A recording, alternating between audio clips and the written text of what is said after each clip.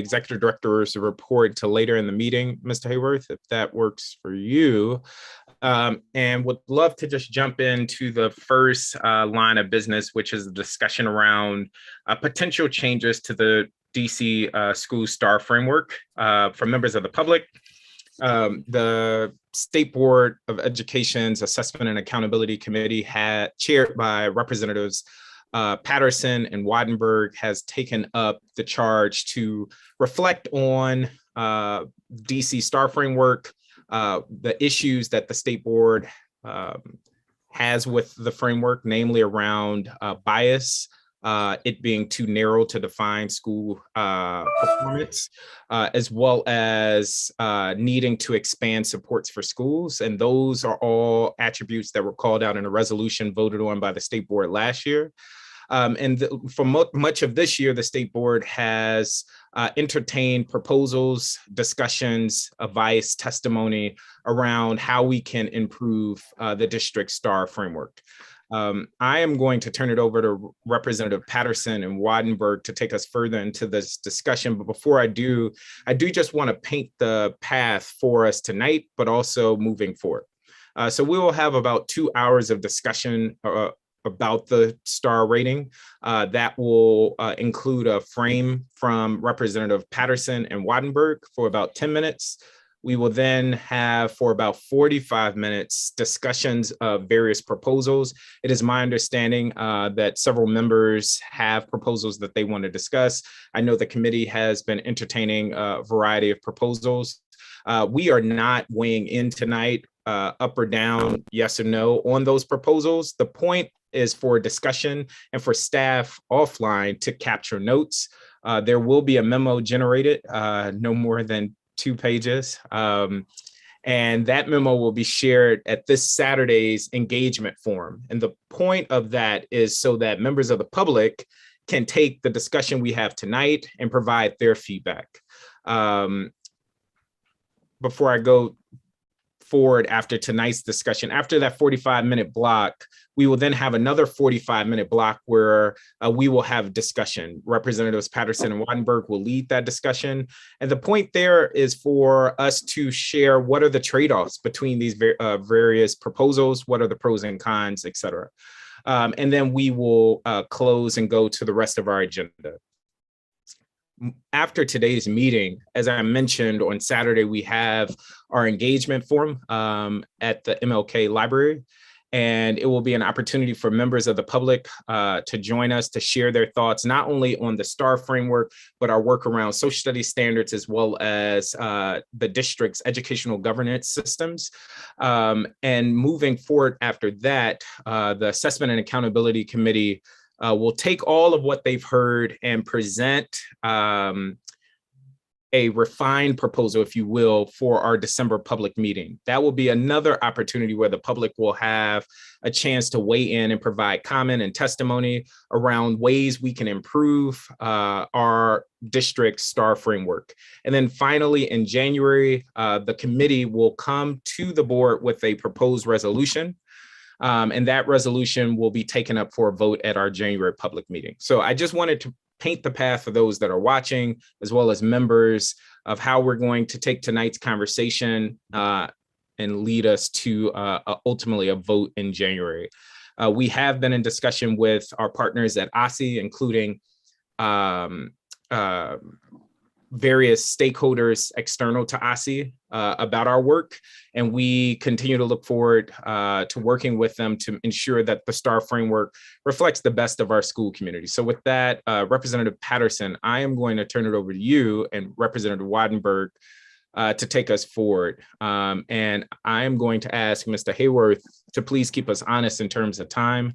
So if we can cap this intro section to 10 minutes for their introduction, you do not have to take 10 minutes, but I do want to just make sure we maximize the discussion time. So over to you, Representative Patterson. Thank you so much, President Parker. I really appreciate how you have framed this and our path forward. As you've mentioned, many of us have been working very diligently, both in our communities and here with each other, our colleagues, to make sure that what comes out of this as a potential new redesigned report card. I won't even say star at this particular time, but a new report card, so to speak, that we take everything into consideration, that we have truly heard from all the stakeholders, parents, teachers, students, and all those who truly are impacted by this accountability framework. Along with my co-chair, Representative Wattenberg, we have presented a lot of time and just done a lot of work. So I'm gonna start with Representative Wattenberg as far as some of the things we've talked about, and then kind of facilitate the conversation going forward. I know there's other members who have ideals and want to present as well. So if you can start us out, Representative Wattenberg, I would greatly appreciate some of the things that we've talked about as co-chairs. Okay, so what I want to do is I want to, as Emily, I'm sorry, as Zach put it, to talk specifically about the problems that the board has found in the way in which we currently report and rate on schools. So I want to start with that and then talk a little bit about process. And then I think actually we're going to go straight to the presentations and have the discussion next, but somebody else can tell me if that's not right.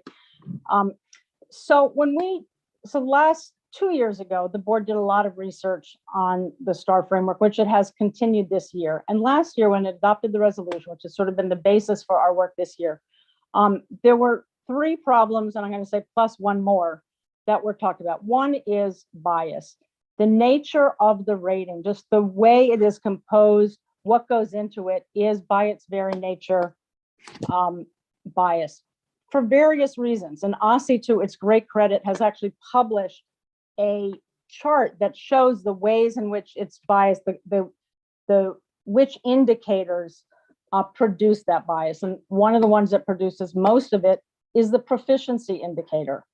And we know that, and it's very, very, it correlates very, very highly with income. It does in our own STAR framework, according to the OSSE data, and it also does so pretty much anywhere, and I've never seen a researcher who doesn't make that case. If I can interject, Representative Wattenberg, just I want to, for members of the public watching, I hear you, and while research does provide credence to that point, I just want to make clear to the public that we did vote on that there is bias inherent in the rating.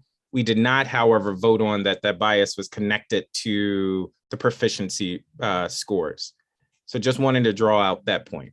Okay, so I'll just say that that's very clear in the reports from OSSE that proficiency is very, very correlated with income. And what we did find in our research last year was, unlike the proficiency, the growth, the academic growth students made, the effectiveness of schools was not nearly as correlated. And so what we can say, the reason we use the word bias is because when you have the low proficiency, you get a low rating, but it actually isn't real. It's not based on genuine difference in the schools. If it was a genuine difference, we'd say, man, we have a real problem. Some of our schools aren't doing as well. They're not being funded as well, whatever. And that is an issue without question. But the bias is about naming schools with low stars when in fact their effectiveness, we can see statistically is in the same ballpark as others. Second is and also I will say in that, according to the OSSE report on this, other indicators that are very biased are at the high school level, the re-enrollment indicator, and at the lower grades, the attendance indicator. So is high school graduation to some extent, certainly AP and a lot of the high school indicators are. Okay. So that's one issue we have to deal with, how to make this not so biased. The second is the narrowness. 70% of the rating in elementary and middle schools is based on testing, on math and reading testing. Some of it is growth, some of it is proficiency. At the high school level, about 55% of it is tests, whether it's PARCC tests, SAT tests, AP tests, IB tests. And for many people, when we talk to experts, but especially when we talk to families, when we talk to parents, when we talk to staff in school, that is causing the curriculum to narrow. And so what can we do? If everybody's focused on, we got to get this high star rating, so that, and the only thing that really matters is a test score, that's what happens.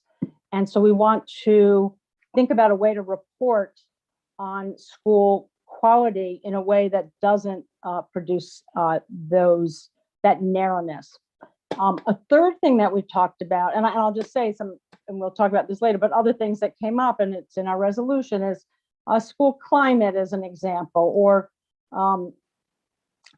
is it welcoming to parents and so on. The third thing has to do with the connection to resources, and I'm going to mainly, flip this back over to Representative Patterson. But what I will say, what we've all talked about is schools get these low ratings, and then nothing happens except for sort of the bottom 5% of schools by federal law get some extra money. And so there's been about 5 schools, maybe not even that many, that have gotten these special resources. But for other schools, you get the rating, but you don't get the assistance that in theory the rating should produce. And so part of what we're trying to produce is a connection between what the report card has and the support students get. Do you want to add to that, Representative Patterson? No, I don't. I think you explained it pretty well of what we've been talking about. And if you have other things that you would like to add, if not, I want to go to some of the other committee members, starting with the committee members and starting to for some of their points. Did you have another point to add? Well, part of what I was asked to do is also introduce the process for tonight. So do you want me to do that? So I'll do that. Okay. Do that. Yes, ma'am. So our goal as a committee and as chairs tonight is our goal as chairs and as a committee is to propose recommendations for improving how we report on school quality and student performance. The committee has agreed on a set of proposals, which we will present. And we have one large area that we don't have an agreement on, as I think many of you know, which is whether or not to have a summative rating. And then we have some questions that we didn't fully flesh out, and we want to talk more about the resources question. Our goal tonight is we're going to lay these out in some different ways, which I'll tell you in a moment. And we want to hear from you all, your input on all of this, because then what's going to happen is initially Jacques and I, Representative Patterson and I, are going to go back and pull it, as Representative Parker said, into a more defined resolution. We are going to talk it through with our committee. And then our committee will make a report of recommendations, a majority report, minority reports, whatever, we'll see. So that's our plan. So we want your input so we can develop those recommendations well. What we're going to do tonight, just to be very specific, is we're going to start with the big question around which we have a lot of question, and Representative Sutter will be making a presentation, and I'll be making a presentation. And then we will go one by one through we'll have some discussion, we'll have some Q&A on that. Then we'll go one by one through some of these other questions that are outstanding from the committee, and get some conversation on that, and especially on how to handle the connection between the resources and the assistance, which we're all very interested in. That's what I wanted to set up. Thank you very much. And next, as you just stated, I wanted to give Representative Sutter some opportunity to lay out some of the things that we've discussed in our committee meetings, which we found very relevant, that may be a little bit different than some of the other things that were stated during our committee, but I want to give you that opportunity to present that as well. Sure. So let me just ask a point of clarification. Is this where I should share the proposal I've put on Simbly? Yes. Okay, great. Then I'm going to share my screen. While I'm doing that, I just want to note Representative Wattenberg just mentioned that only 5 schools get support in the current system. And as a point of clarification, 8 schools get major grants from the state as a result of being in that bottom 5%. And then other schools are identified for non-monetary support. And we as a board agree that there needs to be more done to support schools. I just want to clarify that there are 8 schools that got major grants from the state as a result of that work. I thought it was fun, so that's good. Yeah, no worries. Okay, so can you all see this? Great. So in our committee, as Representative Wattenberg noted, we found some clear points of limitation to the current system, and we want to address those in any recommendations we put forward. One of the tensions that I heard pretty loudly and clearly as let me see if I can do it as a slideshow so folks can see it more clearly. There we go. one of the things that we heard was a tension between outcomes, which is what is required in ESSA. We are required as a state to report on outcomes schools have, whether those be test scores, graduation rates, IP and AP, IB and AP participation, and success rates, pass rates. All of those are outcome measures.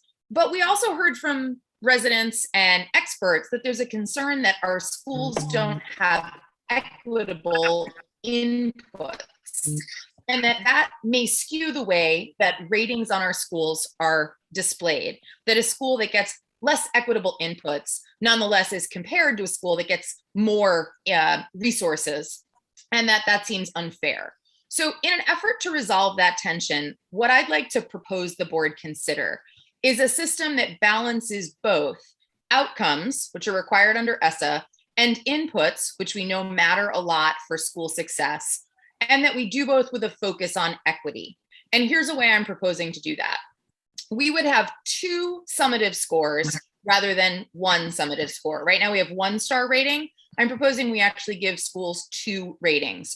1 on outcomes that would be quite similar to the way we talk about STAR now, and then 1 based on inputs. And talk through briefly each of those.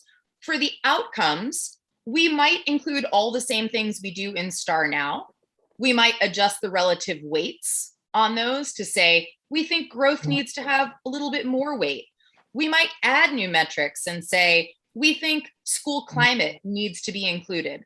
Most importantly, to address the issue of bias, I think we would say we want to weight more heavily a school's performance with student subgroups of interest. So we care about how a school does with sets of students that we are particularly interested in as a state.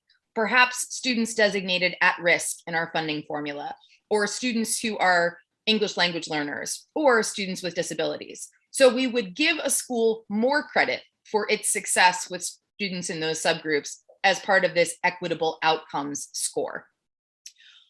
The second score is something we don't do currently. We display information on the DC school report card that talks a little bit about inputs.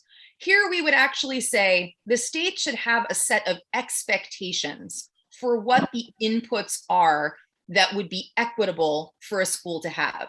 This might be well-rounded education or teacher level of experience, which is something the current 2021 DC school report card does report on. It was just released today. We might set an expectation and say, we want every school to have at least 50% of educators who have more than 3 years of experience. We would then give a school a score as to how they do on this, because we would know that those inputs had an impact on the outcomes. We would also make sure that all of this is available to the public in a dynamic dashboard where folks could sort it.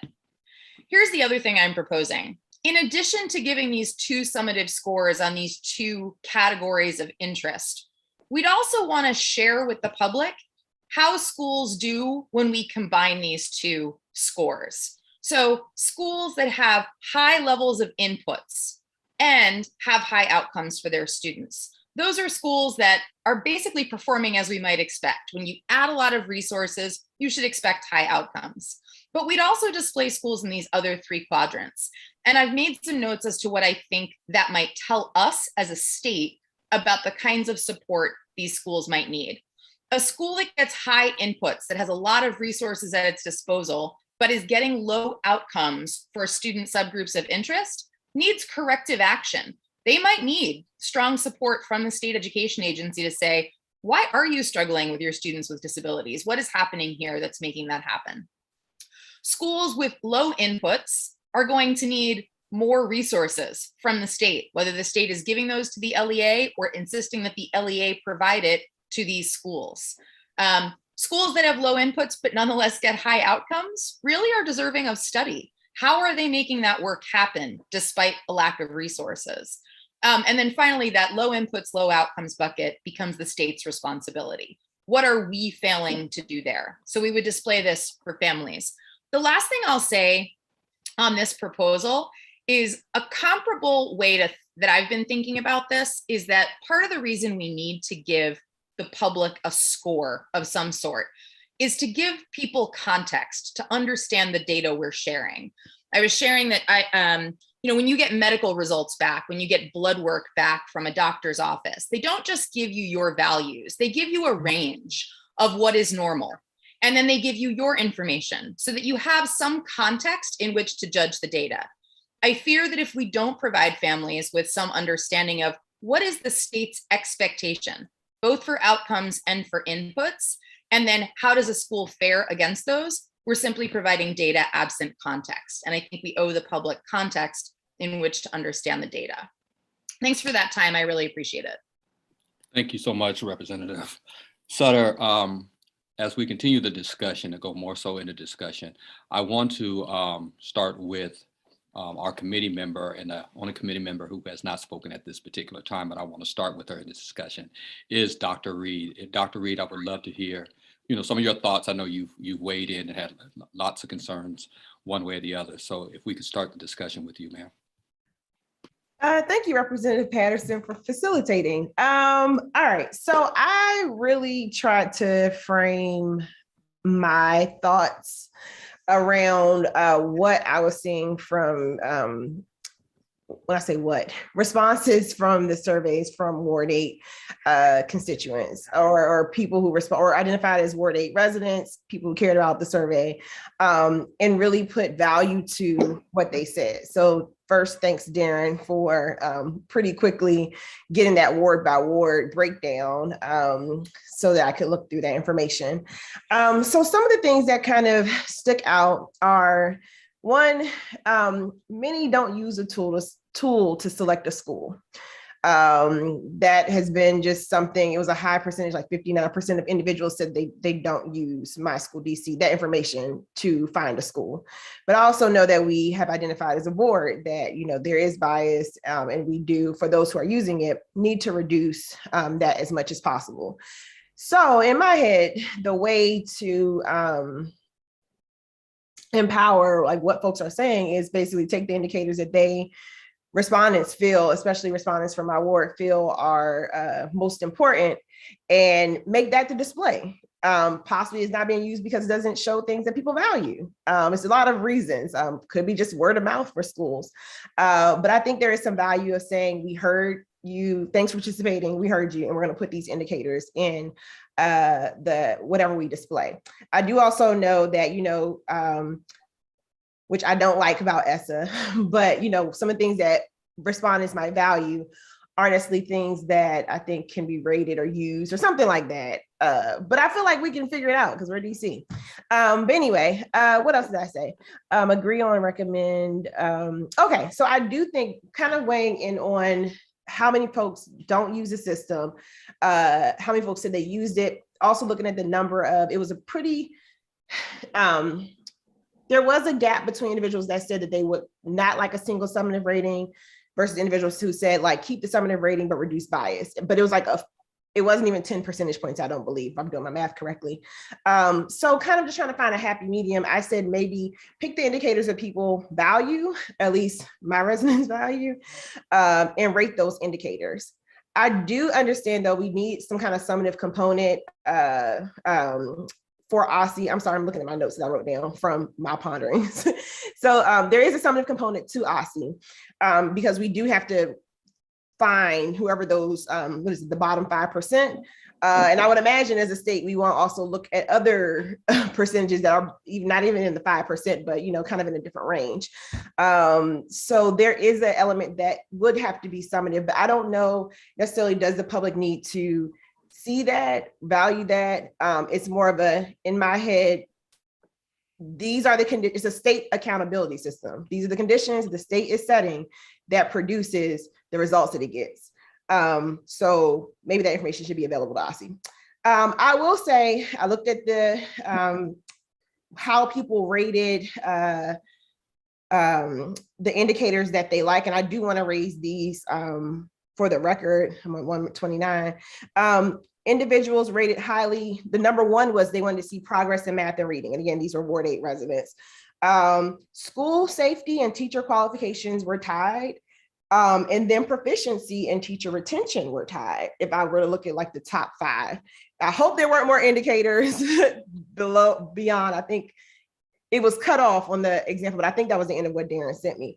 But those I wanted to like, and that was like the number one was like 72%. The number 61% were like the proficiency in teachers. But so clearly there are individuals who find this information helpful. Okay, I see 53 seconds. I will say, yeah, I'll stop there. I don't want to weigh in on either one of the proposals. I just want to highlight what my residents feel are as important. And I want whatever we come up with to show that. I did peek at the new dashboard today that doesn't have some of that information. And I was wondering if we can plug some of the indicators that folks value into that. And also I would love data from OSSI of how we're seeing, especially with my school DC coming up, the application, the choice, application, how people are using the, are we getting information on clicks? How people are using this new information, because I'm guessing some of that might be some good information. So thank you, I'll wrap. Thank you so much, Dr. Reed. I want to go back to Representative Wattenberg to present the proposal that you were going to present. Possible right now? Yes. Can I get hosting privileges or sharing privileges or whatever they're called? You should have them now. Very good, thank you. No, it says it's disabled.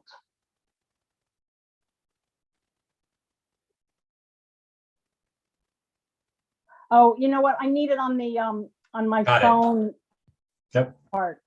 You I should mean, I'm have. sorry, I need it on the laptop part. Sorry. You should have them both now.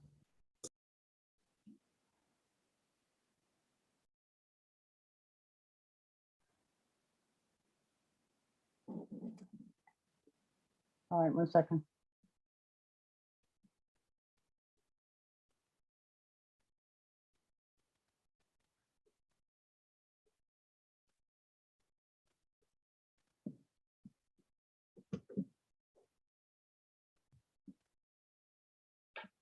I don't know why I can't.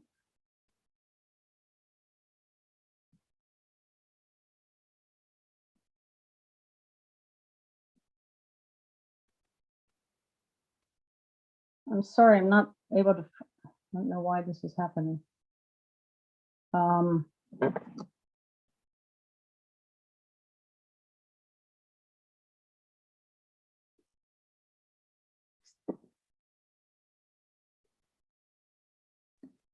Do you want to send it to Mr. Hayworth and have? Maybe. Hold on. I'm not. It's not. Okay. All right. Are you seeing this, understanding the Northeast High School community? Like half No. the screen. Yes, we are seeing the screen, but it's cut off. So if you can go to presentation mode.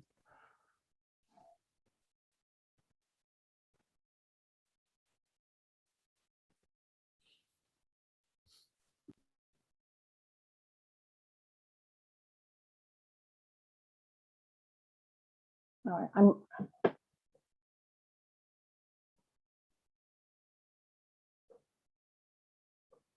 All right, I'm going to send these. John Paul, should I send them to you? Yes, please. All right.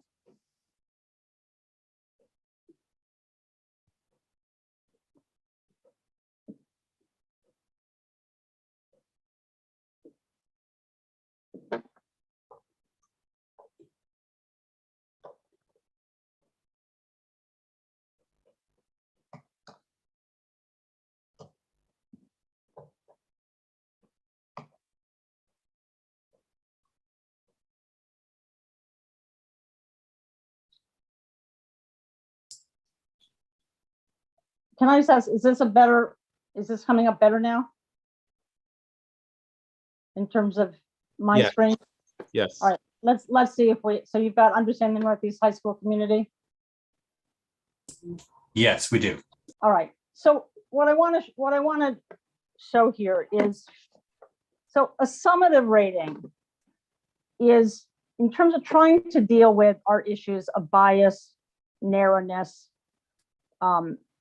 assistance, and I would say also transparency. A summative is going to be inherently problematic. It's opaque. You don't know what's in it. The things that have gone into it are inherently often biased. To unbias it, you have to do a lot of manipulation to it, changing the student groups or taking out, frankly, the indicators that maybe you want in there, but they show a lot of bias. The argument for a summative, so that's the problem with a summative. The argument for it that has always made the most sense to me and moves me is some people really want one and they really want to use it. They think it's gonna, it helps them pick a school. They want something that's easy to understand and straightforward. And I have tried many times to figure out a way to have a summative that wouldn't have these problems of being biased and of being so untransparent. I frankly have not figured one out. So my goal was, how can we show what people want and show it simply, and show the meaningful stuff and do it in a way that is easy to follow. And so I worked with a friend who is an artist, and here, this is like a front page. If you went here, you can see very easily this school, these are the things that people care about the most. School climate. This school has a very strong climate. This school has strong academic growth. And then here's equitable growth, something we've all talked about. How does this school do growing its students with disability, its students at risk, its ELL students, different racial groups? This right up front shows us. And here it tells us about academic proficiency, which people also want to know. The other thing that it does, and you'll see this in our recommendations, is we wanted to give context to these different indicators. And so it says here, school climate tells us about the values, attitudes, and culture that tend to nurture schools and create academic press and the kind of growth that we're looking for. And then academic growth, it tells us how much kids have actually learned. That's sort of how did it all work? That's the proof is in the pudding. What's the growth level? And on academic proficiency, we would say what, we could say we'd make the point that proficiency is our goal for every student, but it's not necessarily the best indicator of school quality, because it's not. Proficiency reflects more than anything the proficiency that kids had when they entered in September. If you really want to see how kids grew from September to June, you need to look at growth. And so we could say that. And over here, we can raise the other things that people really care about: well-rounded education, student safety, and so on. Anyway, so just want to show you that, because to me, the question is, can we figure out a way to give parents what they want and do it without all the problems inherent in a summative? So that's what this is. But I want to show one other thing here, which is, and I was inspired a little bit, I must say, by Representative Sutter's quadrants. It made me go back to a point long ago when I was working with Josh Boots, and we were trying to figure out, how do you figure out where we want the resources to go? And I want to come back to something that Representative Reed said. Under the federal rules, we have one thing that we must do. We must have a formula for identifying the lowest performing 5% of schools. And we'll come back to that when we talk about recommendations. That's the one thing that we must do. Everything else you just need to report. We can report it on this dashboard. We can report it on a different dashboard.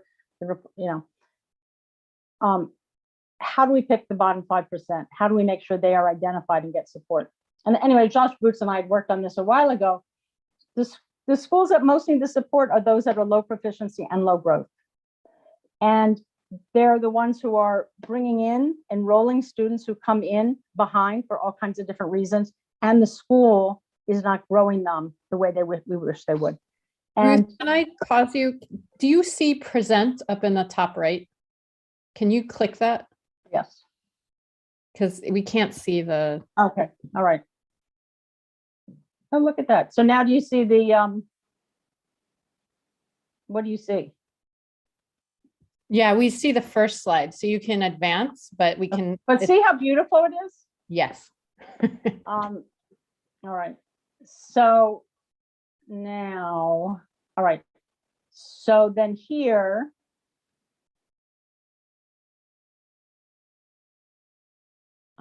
well, I guess not.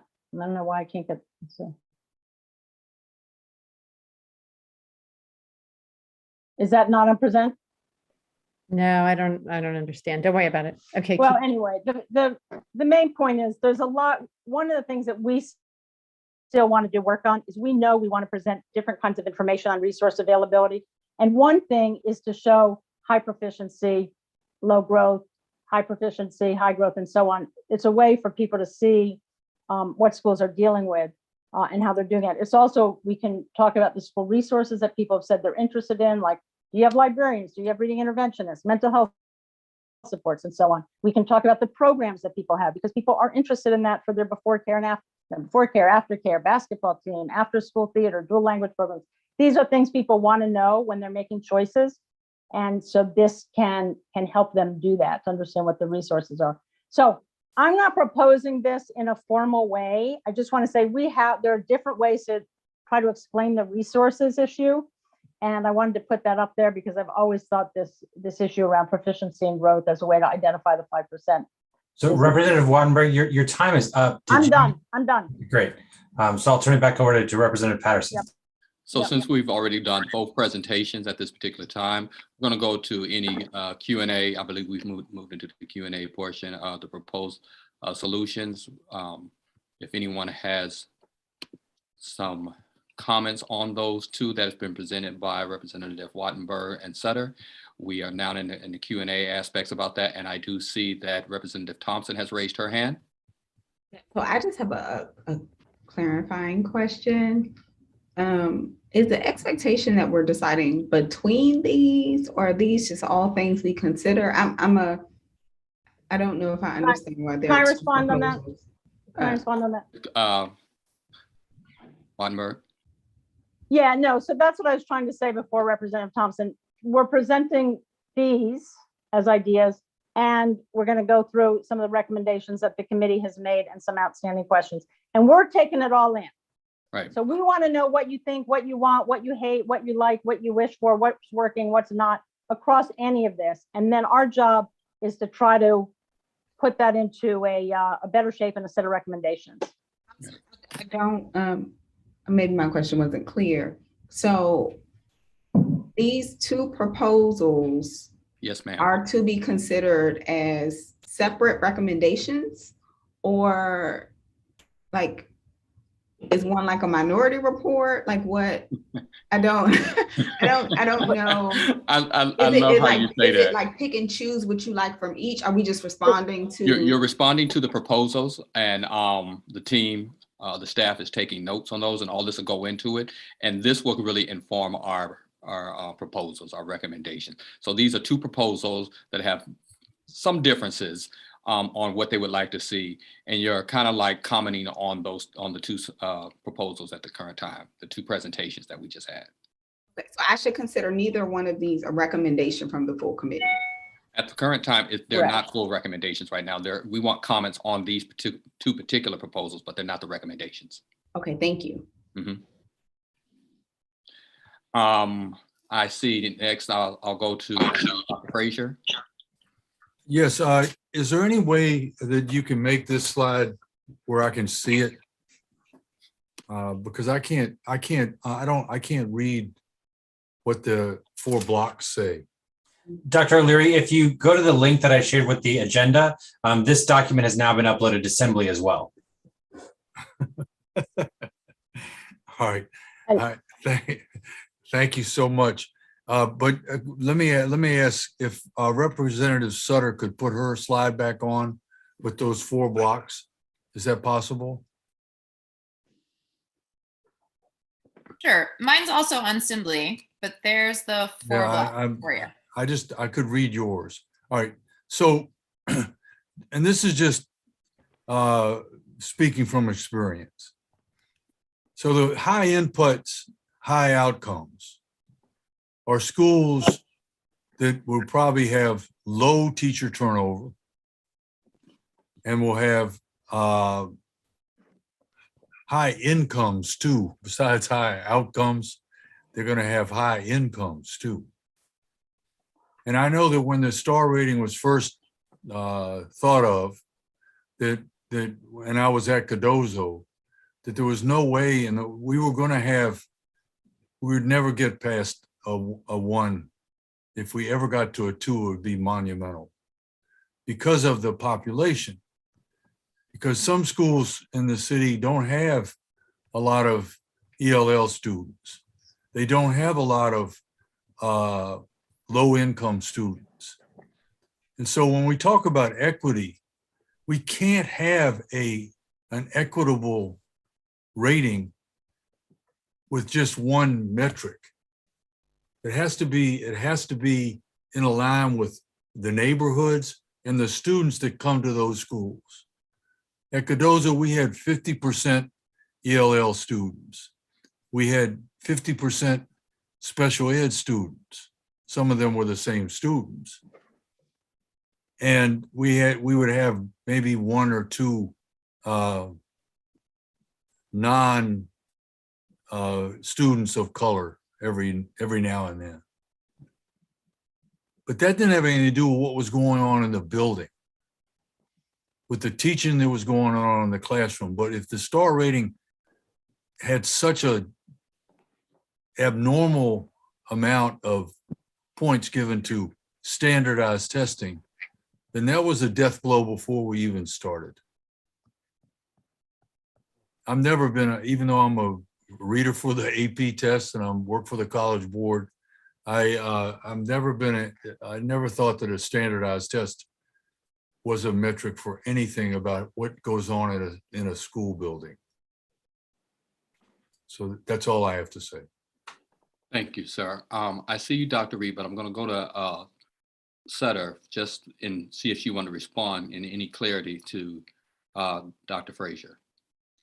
Yeah, sure. No, I'm happy to do that. Dr. Leary, I appreciate your note. I'll say 2 things. One, Representative Wattenberg referenced Empower K-12 and the work that Josh Boots and his team have done. One of the things they found is that the bold performance schools that are there sort of like beating the odds schools actually have slightly higher rates of teacher retention compared to the rest of the city. So I think you're right that we're going to see some expected things like high income schools with fewer students designated at risk or fewer students with disabilities might have higher rates of teacher retention.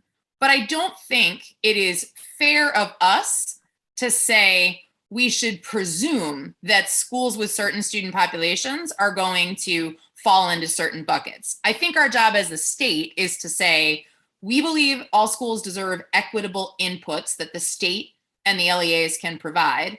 And then we should hold them to all some sort of set of expectations for outcomes.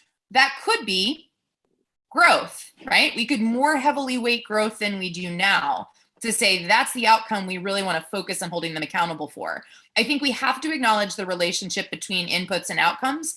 And I think we have to get out of the habit of assuming that certain groups of students that are served by certain schools are thus going to perform in certain ways. Like, I think that's detrimental.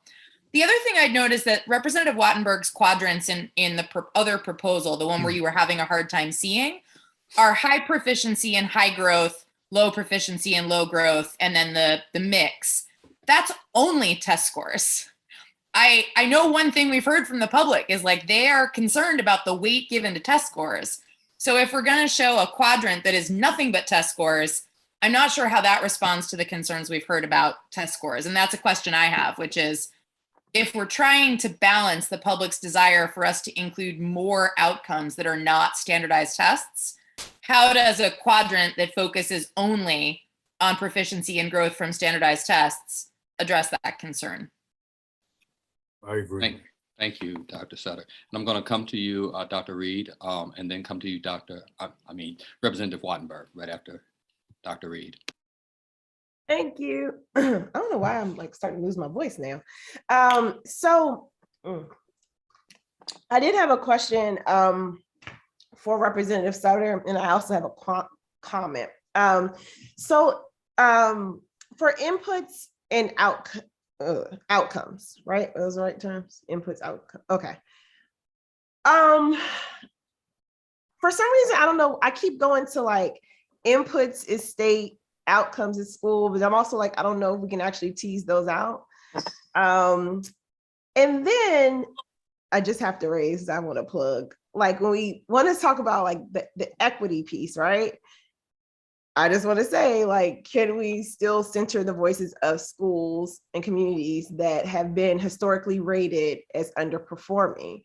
And I say that because the folks who've had 4 and 5 star schools forever, like, should we be, no, I'm not saying should. Equity would be giving more leverage to the individuals who have been historically noted as, you know, whatever, and having those individuals say, this is what's actually meaningful to us. Because what we're currently doing would be to rate things that others view as high, like equitable, whatever, like input, whatever. So I'm just like, is there a way that we can provide value to, and something I did with the Anacostia Coordinating Council was saying, like, what are some things that you all value as in regards to like conversations of quality education and accountability in the system, so that we can amplify those voices of what usually is always said is like, okay, you know, I just feel like the reason why we get to the equity issue is because certain voices have been centered, and then they get the same outputs that support what we see in our system. So I just wanted to plug that again. But I guess this question is kind of for, and it's not really a question, it's not a challenge. I'm just curious, Representative Sutter, when you say like inputs and outputs, like who are we seeing an input being attributed to, or an outcome attributed to, or should we even be thinking it that way? But it just I want to put that on the table because it's something that just keeps recurring in my mind. Thank you. Yeah, I mean, so thanks for that. One thing I'm thinking about is if I just look at my Ward 6 schools and I look at just the elementary schools, some of those elementary schools have dedicated science instruction and some don't. The ones I am aware of do not follow the pattern I might expect if I'm using sort of my my stereotypical box for like who gets science instruction and who doesn't.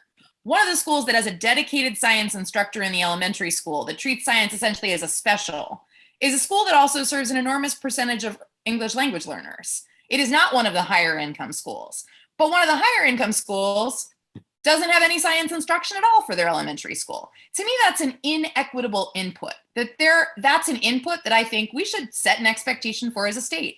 Science should be available to all elementary school students. And we should talk about, we as a state would have to take the time to figure out what is the right level that says equity.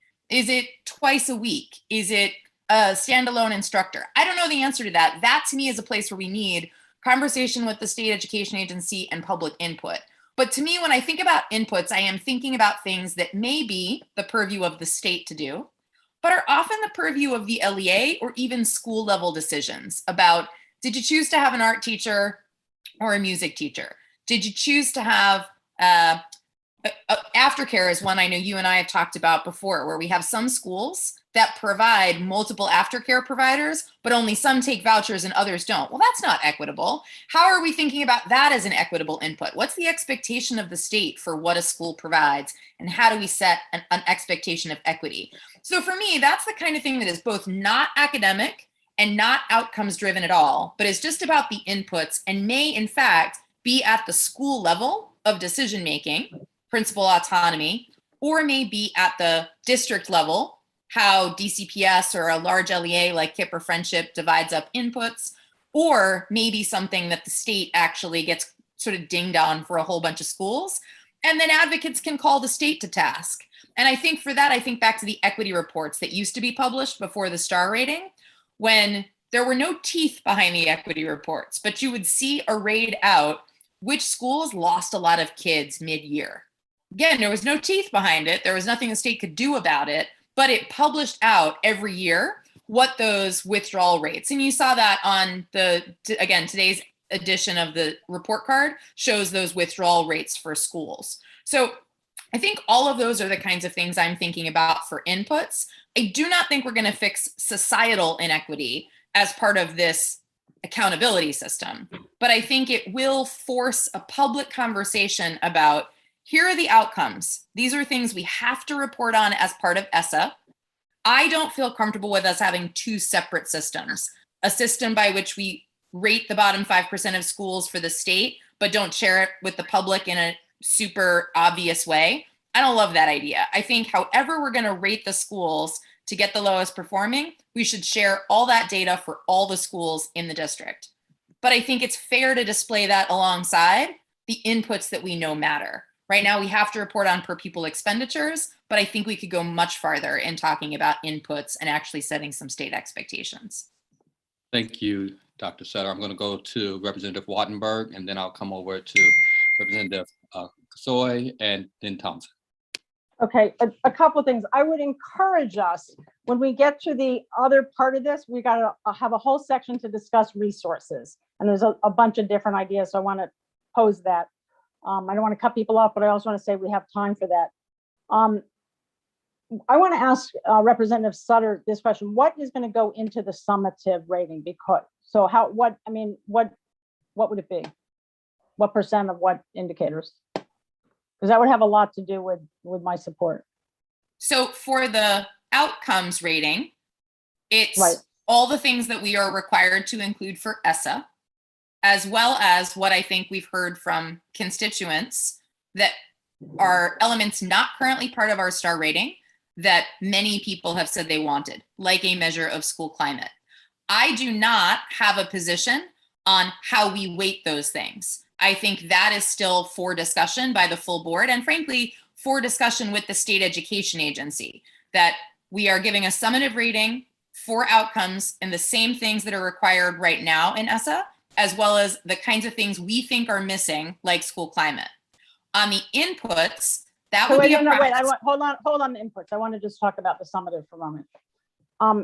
Both are summative in my book, though. Okay, I'm talking about this.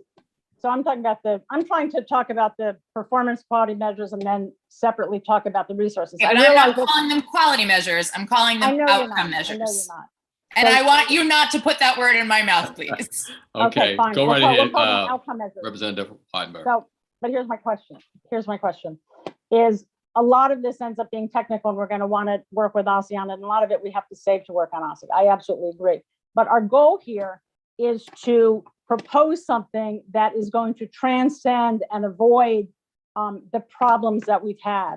And so I think it is incumbent on us, if we were to keep a summative rating, we'd have to say what was going to be in it so that it wouldn't be biased and narrow and all of those things. For example, I mean, I thought about, well, we could have I could live with a summative rating that was, half growth and half climate, because both of those have a lot to do with school quality, and they don't happen to be biased, because a lot of schools they grow regardless of who's there. Saying, schools can be good everywhere. So, but I can't think about a summative or be supportive of a summative when I don't know what's going to go into it and how it's going to change. But I haven't seen that in your proposal either, yes. So I don't have a summative.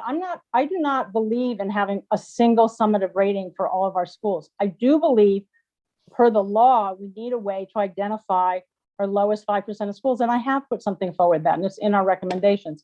But let me be very clear, because I think this is really, really critical.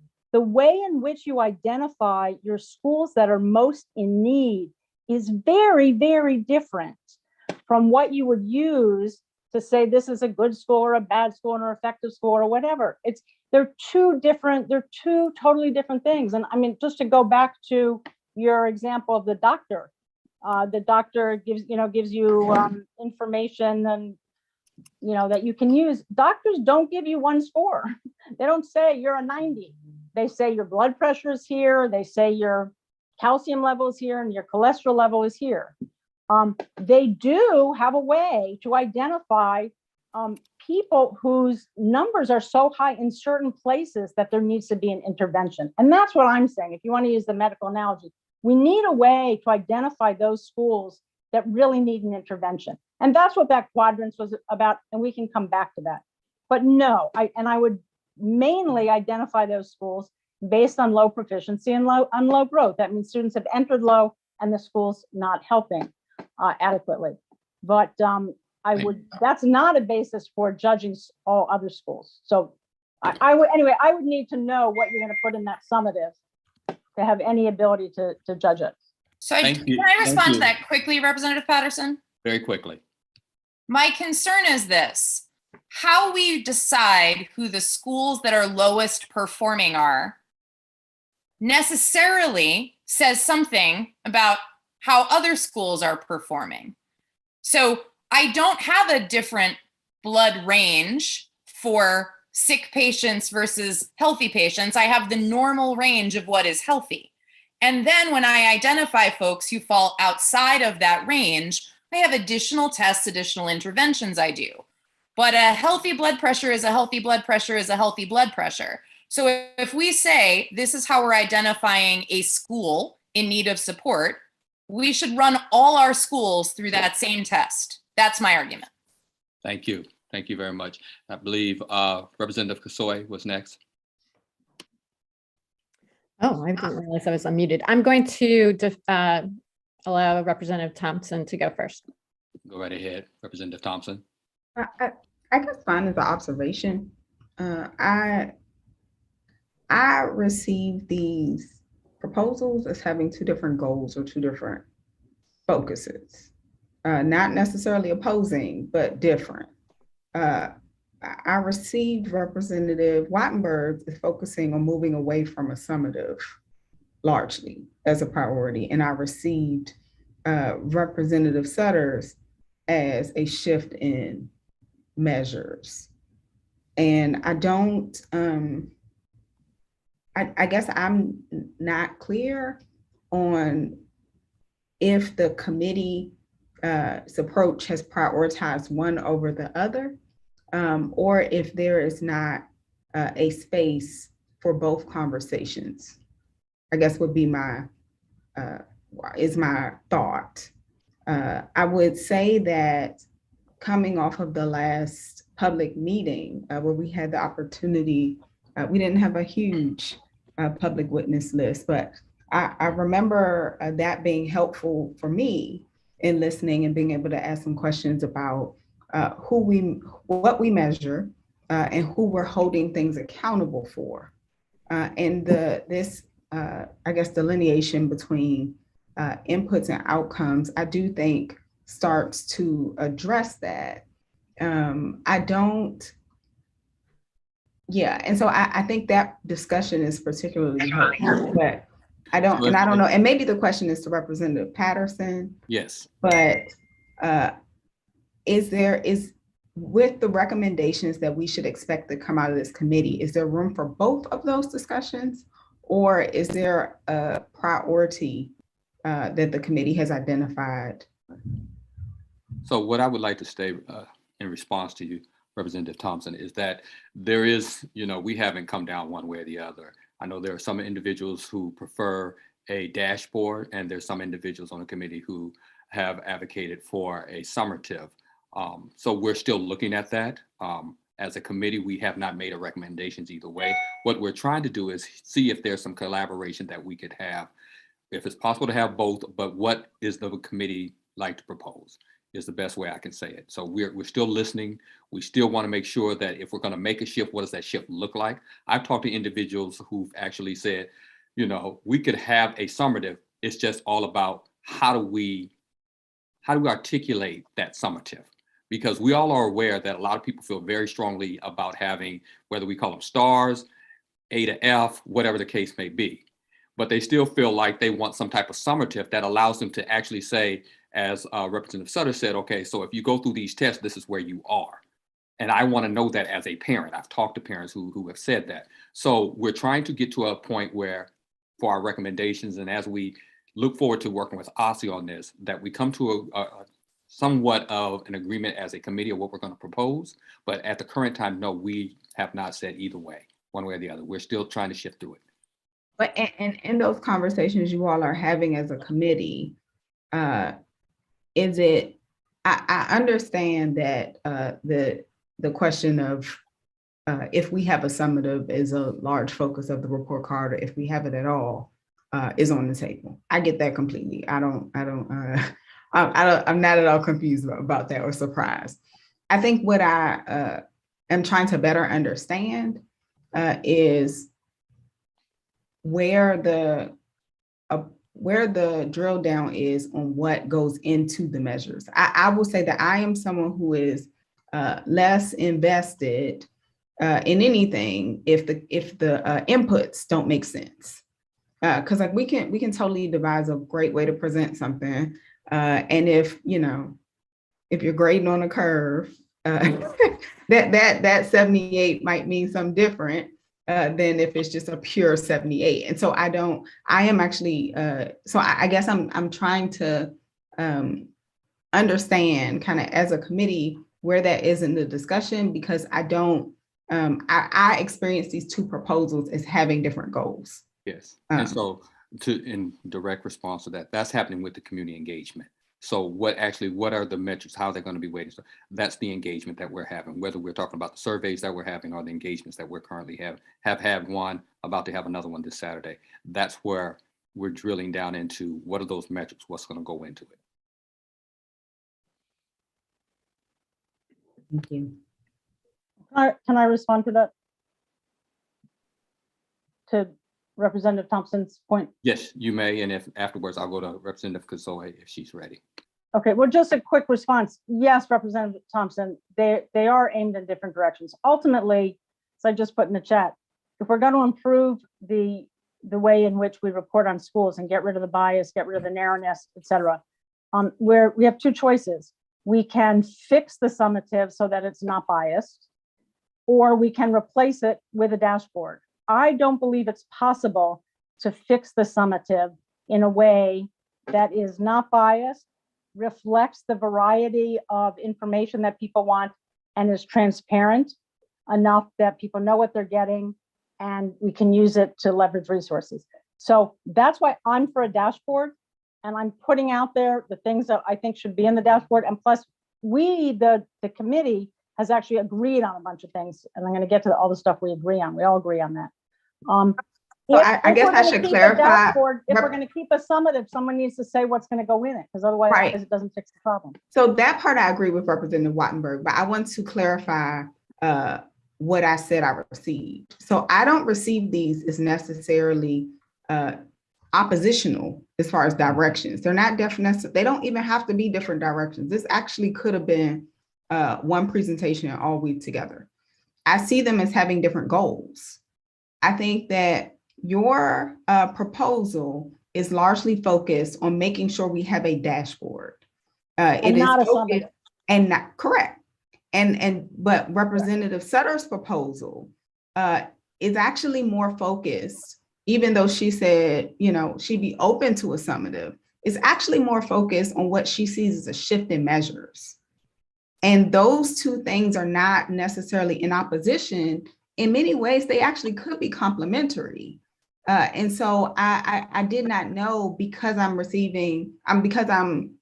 listening to two proposals from two committee members on the same committee, how I was supposed to evaluate that is what was a recommendation from the committee, which is why I asked my initial question in the round, and then how things were being prioritized, because I know you all have committee goals, but I will say that I don't want to mischaracterize my commentary as witnessing these things as oppositional or different directions. I just see different goals that in many ways could be complementary and additive to each other.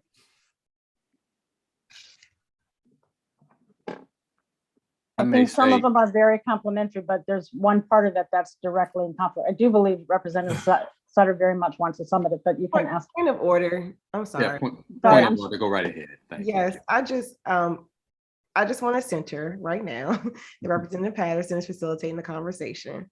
In order to make this as fair as possible, I would just, let Representative Patterson facilitate the meeting. And I know this is a really hot topic that we want to respond back as quickly as possible with points, but I believe he was selected to facilitate for the meeting for a reason. So please make sure that members are allowing him to do so. Thank you. And I so appreciate that.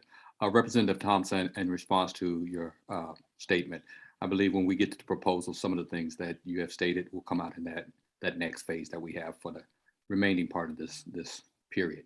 So you'll get some of the answers there that you posed. So thank you, ma'am. Representative Gasoy. Can I actually ask a point of, or get clarity on the process? My understanding was I see the timer. My understanding was within the 10 minutes that we have, we are having a discussion that it's not like you have to, like if I ask a direct question to somebody, they can answer. Is that the case, or are we not doing that?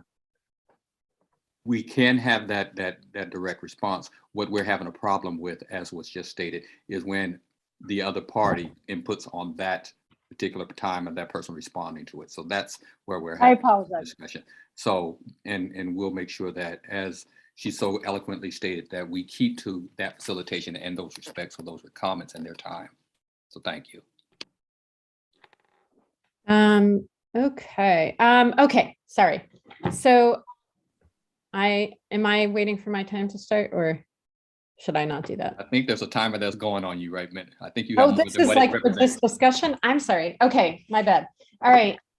Okay. So for Representative Wattenberg, can you actually explain your proposal regarding the 5%, like reporting on the 5%? I think Dr. Sutter raised the question of like, would that be totally separate?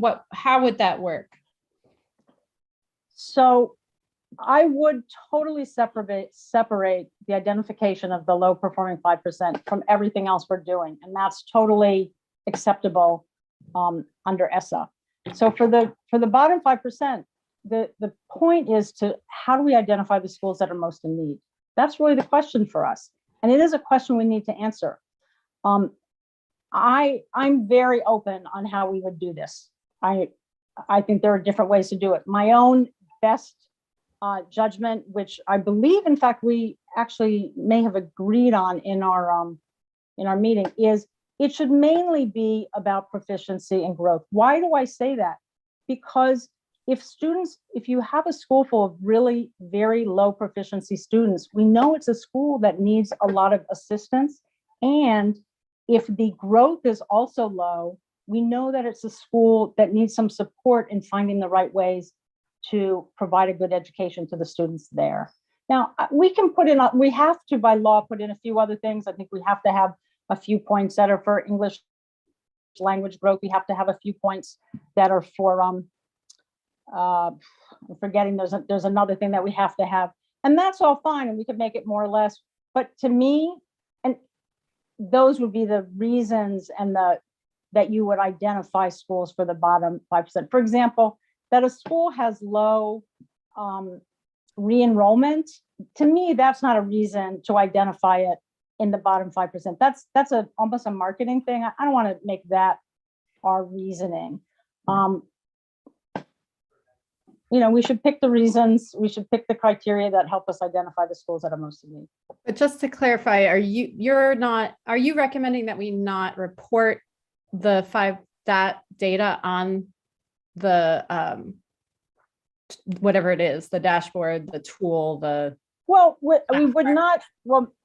we wouldn't give every school a score based on how we ranked people for assistance, because that I don't think is what people want from a score. What the people that I talk to who use the star rating or the dashboard to pick schools, they're not interested in knowing how needy is the school for assistance. They're interested in knowing, is it a high quality school, or does it have, what are the performance levels of the students? And that's what we would want to show people. And John Paul, could you put up my, the first slide in that series? So the idea would be to show people what they want to see, to show people how these schools are doing in terms of the things that really matter in terms of quality: school climate, academic growth, the growth, equitable growth, the growth of the student groups most in need of support, and academic proficiency, because people want to know that also. But I don't see any reason why we have to give a single score to all schools based on our criteria for identifying schools most in need of assistance. To me, they're not the same. Can I ask another question for Dr. Sutter? Do I have time? Very quickly, please. Dr. Sutter, so one thing I'm hoping you can clarify it for me. So if we are giving a summative score for inputs, is that in schools' control? Inputs? How are we? So there's two parts to this for me. I guess I'm wondering, to what extent is that in schools' control? Like, how can we rate them based on what the state is giving them or what the district is giving them? And then, since there are charters, like, that's going to be pretty different across charter LEAs. And then also, I guess I'm wondering, sorry, answer that. I lost my train of thought, but there was another part to that. Go ahead. So I think that there are some inputs that are very much in schools' controls, and that we have said we care about as a board, right? And I'll go again to the well-rounded curricula. In some elementary schools in Ward 6 that are DCPS, they have departmentalized all the way down to first grade. So you have a reading teacher and a math teacher, which does not mean that every student is getting science or social studies from their homeroom teacher, because they're departmentalized. But not all of the schools have done that. So I am guessing that that's a decision made at the school level, because these are all DC public schools, they're all elementary schools, they're all in my ward. So to me, that is something that is in the school control, is how that is determined. And that seems to affect a well-rounded education. Another thing that seems to be in school control made at the school level is this aftercare situation, right? Is aftercare provided, accepting vouchers for all students or only for some of the aftercare programs? Again, I'm listening to schools within my ward tell me that that's a decision made at the school level. How many aftercare providers are they recruiting?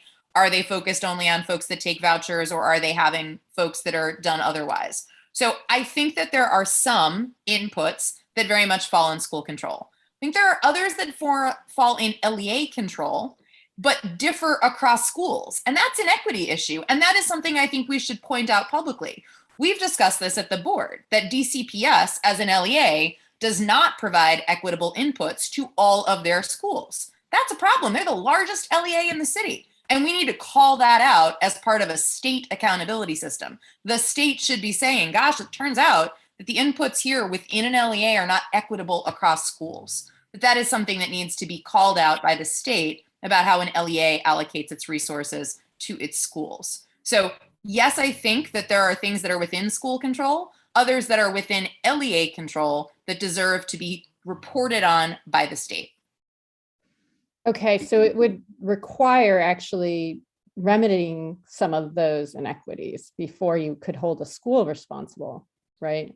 Well, but I think so I have asked for our board to have this discussion since the start of this work 2 years ago, which is, I think we owe it to have a philosophical conversation about what do we believe this accountability system is for, and who are we pushing to make the remedy when it is pointed out. Yeah, no, that's a good and point. we haven't been willing to have that conversation as board. I have a very clear opinion on this, and I've tried to put it in all of my framing and all of my comments that, like, we owe it to the public to point out what is happening or not happening, and then it is on the systems to fix those things. Okay, so part of it is incentivizing, and part of it is a need for correction at the LEA level. And I will just say really quickly, a concern I have is that schools where students tend not to score well on tests, this is about the narrowing, right, of the curriculum, that they are going to be in a bind because they need to do both, right? They need to get the test scores up, and that's why they concentrate on that. And so I'm not sure it addresses the equity issue. So that's just a concern that I have. But Thank you. I'm gonna stop you right there because I know we can debate this point for a minute. What I will ask real quick is, Jean-Paul, how are we doing on time before we move to proposal? Because I know that is part of this first hour, or however we have. I want to know how are we doing on time, Jean-Claude? I believe the time has elapsed for the discussion period. Okay. For the proposals, based on my understanding of what the timeline was. I believe the next section is discussion on the recommendations itself. Right. If I'm not correct. Yeah. That you are correct, and I wanted to make sure. If I could just in facilitating this. Yes, go right ahead. Interject. There are some members that have not had a chance to speak. And I wanted to do that, sir. Yeah. I wanted to give those who have not had anything to say, particular Alistair, Representative Chang, I wanted to give him an opportunity. I did want to come back to you, Representative O'Leary, but I know time is restraining. So I want to start with Alistair if we can, and then we'll see what we have left, okay? If you guys would just try to hold to that timeline. So Representative Chang. And my questions are to you about the committee work, actually. And I'm curious. You know, in our past panels, I've always asked who the audience is that we're adjusting this accountability framework for. And I'm curious if the committee has had this discussion and has agreed on who the priority audience is. Is it administrators so that they can better determine investments, or is it families so that they can make a more informed choice? So I appreciate your question, Representative Chang. And I will say we have played around that question, but have not decided on really who had an in-depth, as Representative Sutter just alluded to, a philosophical saying, who is our audience? Who are we really putting this redesign for? Who are we addressing? Or is it parents? Is it educators? Is it administrators? We haven't had that discussion. So I will say that we've talked around it, but we have not definitively said, this is who we are really redesigning this for.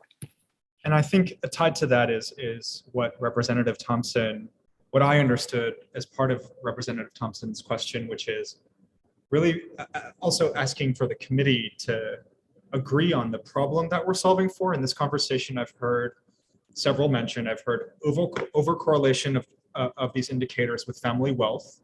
I've heard misunderstanding of the summative score by families. I've heard teacher retention too, right? And among many other pretty massive issues. And I just want to make sure that we're not trying to boil the ocean in this work. I think that there's a few that I think stand out that we always talk about, right? And I think my ask is for the committee just to be really clear on, we're making these recommendations because we're trying to solve this problem. And even better if we can tie that, I haven't been able to see the survey results, but tie that to the survey results as something that our constituents are asking for us to find solutions, right, to. And so I think those two pieces would be really helpful for me. And then there's one more, Representative Patterson, that I'm curious if the committee has made a decision on how specific our recommendations to OSCE should be. Is it how granular are we looking to get? You know, I think we're about to move into a pretty granular conversation about recommendations.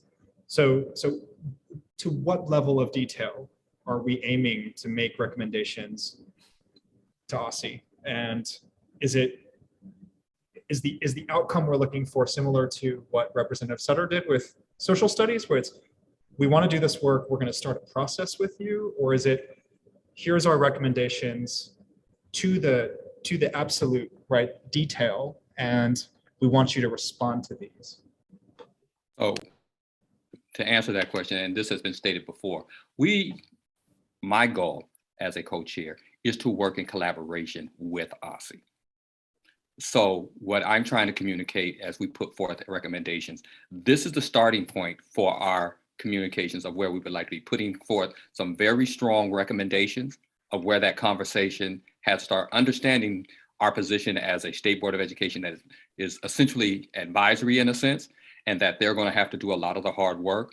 But, you know, we'll get pretty granular in the sense of we want to change the metric from 51% to, you know, what is that 70-something% on a particular area to maybe what's the lowest we can go, 51%. So we'll get granular in some areas in our recommendations, I believe, but there'll be conversations points where we can work with them and say, okay, here is how we want to make these proposals, but not like we just want a response from you, it's yay or nay. We really would like to work with them.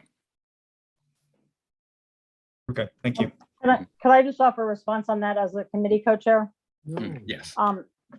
Which is the way I think about it is we need to be specific on the things that we really know we must do, that we really want to do, that the board wants to do, but we don't want to write every detail with them. They have a lot more technical expertise than us. They're going to have opinions that we don't have. So my view is that we should be saying, look, here is, I mean, I think we have to make a decision. Do we want a summative or not a summative? If we want a summative, what goes into it? To me, that's the baseline fundamental question. If we don't do that, we're not addressing the problem that is before us. So I think that's sort of one big thing we must respond to. I think we should indicate, the indicators that we most want, which we should highlight, and what's come up from our group. I don't think that has to be, but they may have ideas too. I don't think we have to say no, nothing else can go in here. So I think it depends a little bit. But I think we have to say what matters to us, but also not say so much that we're trying to do their work. Like we all want to have a dynamic dashboard, but we don't have to say exactly, this click here and this click there. Thank you. I appreciate that. And John Paul, if you will allow me to go to Frazier and then allow President Parker to close us out. And I see you, Representative Thompson, but I want to make sure that we're moving along. So if we could do that really quick. Representative O'Leary. I think we're trying to separate something that doesn't need to be separated. And if we're looking for a new STAR report, then I think that we need to make sure that the collaboration works so that there is some there's nothing wrong with a summative assessment. There's something dreadfully wrong with a summative assessment that is over 50% of any kind of what a school looks like. That's my problem with it. The thing that I've been fighting for since before I was on the board, but especially since I was on the board, is DCPS doesn't have an assessment at the beginning of the year that you can gauge at the end of the year. And they didn't. We tried to get them to do it when the pandemic started. They didn't do it at the beginning of this year either. There's nothing, that's a summative assessment. I tested my students the first day of school and then tested them at the end of school. And the test results were very informative.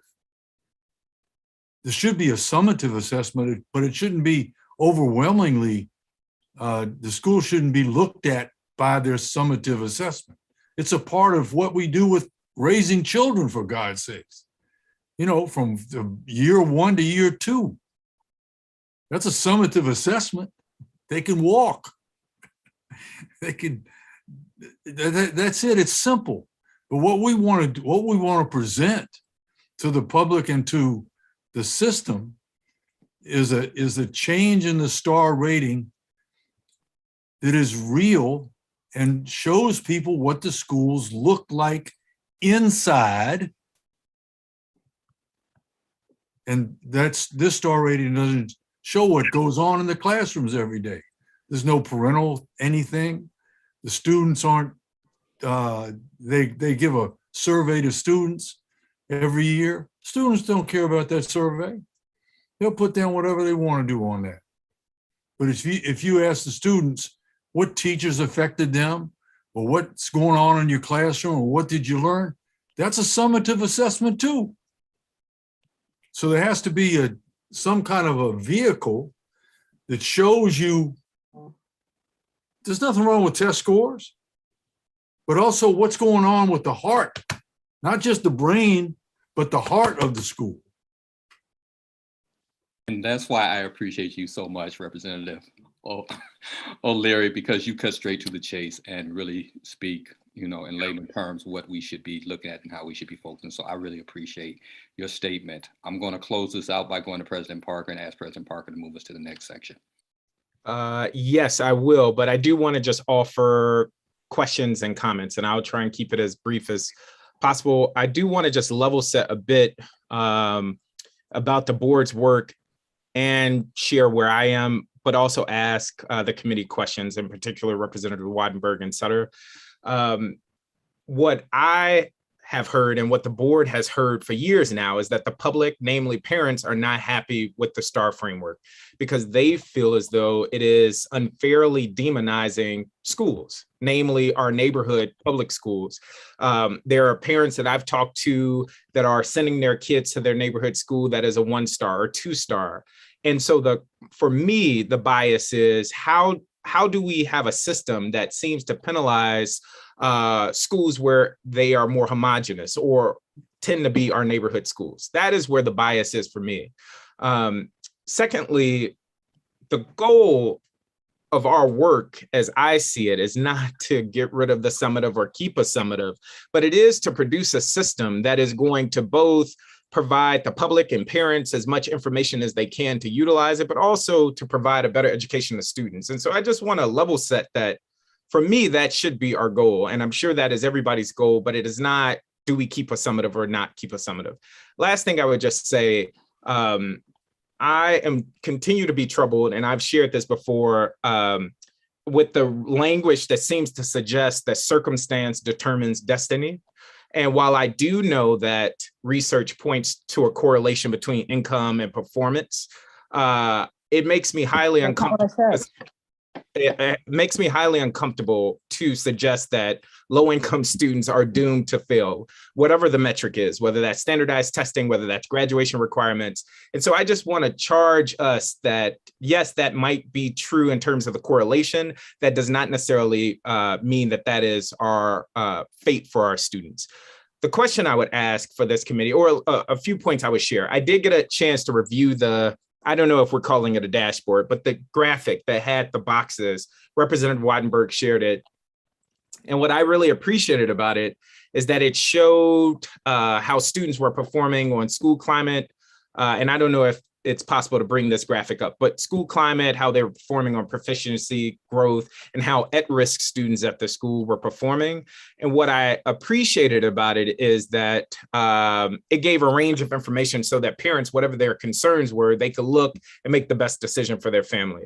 Representative Sutter's proposal, what I especially appreciate is the focus on inputs, because I agree, and I know many of us have talked about the inequity that lies in the level of inputs that our schools receive. I could see a world where those two things perhaps could be blended, just throwing that out there. The question I would ask Representative Wattenberg, Sutter, and other members of the committee is exactly where do you see the bias in our system? Because I think part of the tension that we're having is that we don't all agree at the root cause of the bias. And I'll point us to New York, for instance. We saw there a statistic that said low-income student of color were not performing well or gaining entry into honors classes. And so some people's proposal is, well, let's just do away with the honors program so that we don't have that problem, to me, which is lowering the ceiling. Whereas that was not perhaps the problem. So I guess the question I would pose to members of the committee, for me, that will be clarifying is, where do you see the bias currently in our system? And I can throw that to Representative Reed, whose hand I see. Yeah, I just have to raise, everyone's using Ibram Kendi's, and what is it, How to Be Anti-Racist book. And the comment or one line that still resonates with me after finishing this book months now is, if you constantly have the same group of folks rated low, the system is racist. Now, it doesn't get to the point of what actually components of the system make it so, but I just know, I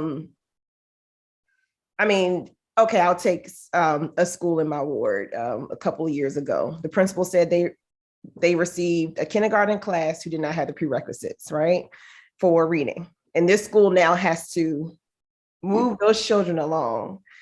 I would imagine there's going to be some not so pleasant stars attributed to that, because this is the hand that they were dealt. And I think just a lot of the bias comes in with unique circumstances of, you know, there are certain schools that just have to take every student. There are schools, for instance, someone said, actually a teacher who came to our engagement session said, yeah, the only thing that her class will be reflected in this matrix is attendance. And we already know attendance, you know, there's some level of bias for attendance based on who can get who to school, some, you know, that kind of stuff. So we're not even capturing the group of children with special needs fully based on what she, you know, forwarded during or put out there during our fall engagement session. I just think when the conversation of like when Representative Sutter, you know, is amplifying what some people said about inputs, I just think it is so hard to tease out some of the societal inequities. I did learn you have to call out what kind of inequity it is. But, you know, from what we're seeing, and the case in point is what I live and breathe every day is very different from what some other folks are living and breathing every day. And then tag on trying to be a student or tag on trying to be a teacher and having to deal or move students along with those needs. So I would just say if there's any elements, actually, I can point to one. APIB, I will say I feel like there is some bias. And I don't want to guesstimate, but for instance, I believe Boone Elementary School has IB offerings, but I don't know if like the feeder pattern for Anacostia High School has offerings that would match what is displayed in elementary school. That's not fair. The fact that we're making kids SAT or APIB, again, access offerings, I don't think that's equitable or evenly distributed across schools, because certain schools have populations that have 1,000, or specifically our high schools, populations that, you know, may have 1,000 students. Some schools are graduating 40 kids a year. Would you say that? Yeah, I'm sorry, I'm going long. No, I just want to be mindful of time. Okay. And so if other members could weigh in maybe in 30 seconds or so, just where do we see the root cause of bias? Representative Sutter?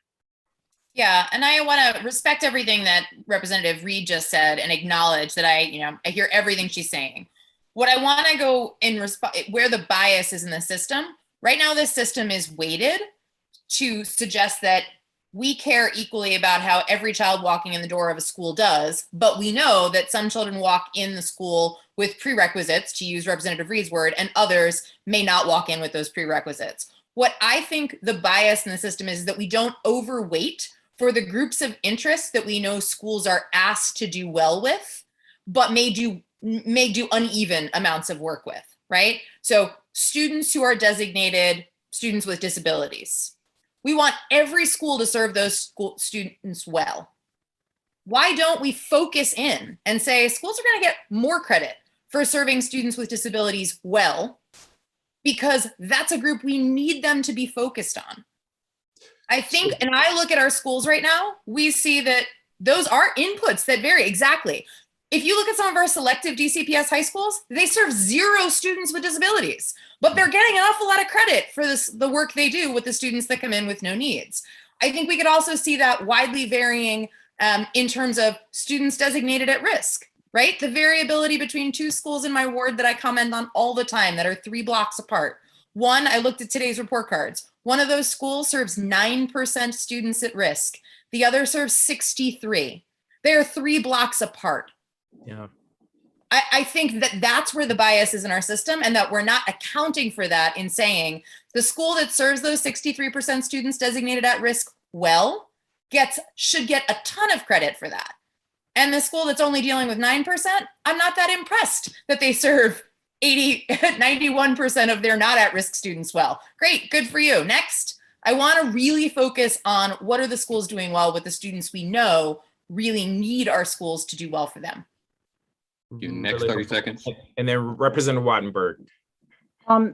So to me, there's a million ways that everything is biased. So I don't want to suggest that there's any simple answer to it. But in terms of schools, I think there's one thing we can look at that's super important, which is all the research that shows that students enter school, they enter kindergarten. There's the study about 30 million words apart. That's actually been changed now. I think it's 3 million words apart. Whatever, students enter school super, super far apart. And it is largely based on income. And we know income has, connects to race and other things. And that's why that's why it's so important to not to overweight the proficiency, because, and this goes to Representative Parker's point. The problem with proficiency is not that it is meant to suggest anything. The fact is, people enter school at different points. And if somebody enters 3 years behind and somebody else enters 3 years ahead, even if, you need to, if you want to judge the schools and you want to send your child to an effective school, you need to see who's moving the kids up. And I'm sorry, I got off, but my point is a lot of the bias is before we even get to school. And then schools are responsible, as Representative Reed said, for dealing with the challenge of very different sets of students. And then they get rated as though they're all the same. So that would be my response to that. And I do think, and it's part of why I really like this idea of showing up front how schools are doing on, for example, growing people in an equitable way. And you're not going to see that as well if the big number is there's an A or they got 1 star or 5 stars. I want people to see it. I want people to look at it. I want people to see what the schools are good at and what they need to work on. That's really helpful. I know we're at time. I would just throw this out for the committee to consider. To me, it seems like an important factor is time. For exactly what Representative Wattenberg just mentioned, some students enter at different places. And I need to beef up on the fine print of the ESSA legislation, but it would be compelling if we could track cohorts of students over time to see how schools are moving them, versus just simply saying, we are going to, get rid of certain metrics. So just food for thought. In this next section, Representative Wattenberg and Patterson, I believe you're going to talk about the things that the committee does agree on. And there are a number of recommendations that the committee agrees on. Is that correct? That is correct. And I'm going to allow, and hope she will do, Representative Wattenberg to present those. She's done a great job of pulling those together and keeping notes of her along with Darren of what we do agree upon. And then we'll just leave off, I think the one thing that was outstanding was summative and dashboard. So if Representative Wattenberg, if you could present that for the committee here or for the group. Well, here. I will say the schedule that I had originally been led to believe we were going to start on these questions a long time ago. So at this point, I think I'll run through them, but the one I really want us to spend time on is this resources question. And it is touched on both in Representative Sutter's second summative slide and in mine. I think that's really where we should spend most of the time. It's 6:40. What I would like to do is, oh my goodness, I think I'm just going to lay out what some of our recommendations are, and I don't think they're very controversial. And I will say what some of the additional questions are, and I would encourage people to email us on the committee, email me, text us right now, put it in the chat if there's an issue. And then I want to take the last 10 to 15 minutes just on the resource question. So first of all, for federal reporting, where we have to identify the lowest performing 5%. There's a set of required indicators for doing that: proficiency, high school graduation, ELL. And for elementary and middle and for high school, we need to identify one additional element that we would include in that. And we talked about for the elementary schools, including as what's called the fifth indicator, the student portion of climate. So that was agreed to. And on high school, the agreed upon fifth indicator was growth.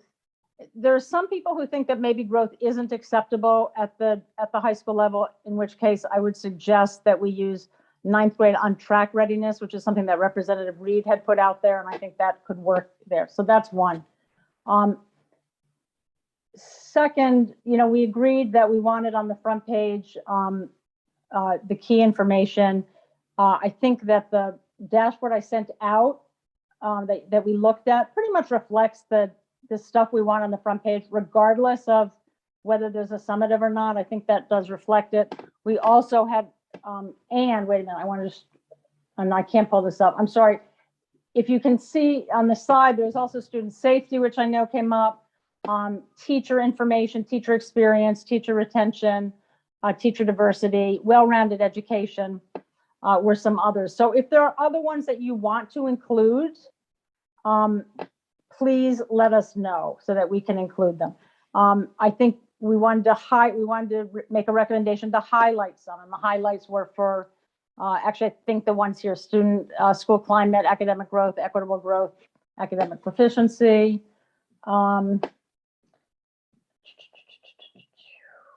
So does anyone want to throw any additional ones out before we move quickly on that they want to see on this, that they don't see? Another point that we made was that we wanted to include captions, and for that sort of tell the story of what's in this report card, so that if we're reporting growth, what does growth mean? What does proficiency mean? What does climate mean? So when people look, they can see it, and it's harder to take it all out of context. We all agreed on that. We wanted the ability for users to look dynamically at all the indicators and sort of customize. And I remember Representative Reed and I were in a group together where some of the parents were talking about, I want to be able to say, I want to do a language program, I wanted this, I wanted before care, I want a high growth school, and then to be able to find that. So I think we all want that. And then that sort of takes us to the school resources question. And we've talked a lot about it. We want, and part of the point here has always been how to make the connection between this report card and the resources. And here I just, in presenting, setting this up, I want to refer back to what Representative Chang said, because he's raised this with me too. Unfortunately, we have multiple purposes, and I want to just be very clear on that. And I do think we've talked about it, which is, one, we have to report on a bunch of things for the federal government. We have to do that. Proficiency, ELL growth, high school graduation. We have to, one. Two, we have to find a way of identifying the bottom 5%. We have to do that. The reality is, and it has to be publicly reported. So it's going to be out there in some way. OSSE has chosen to do it with the 5-star rating.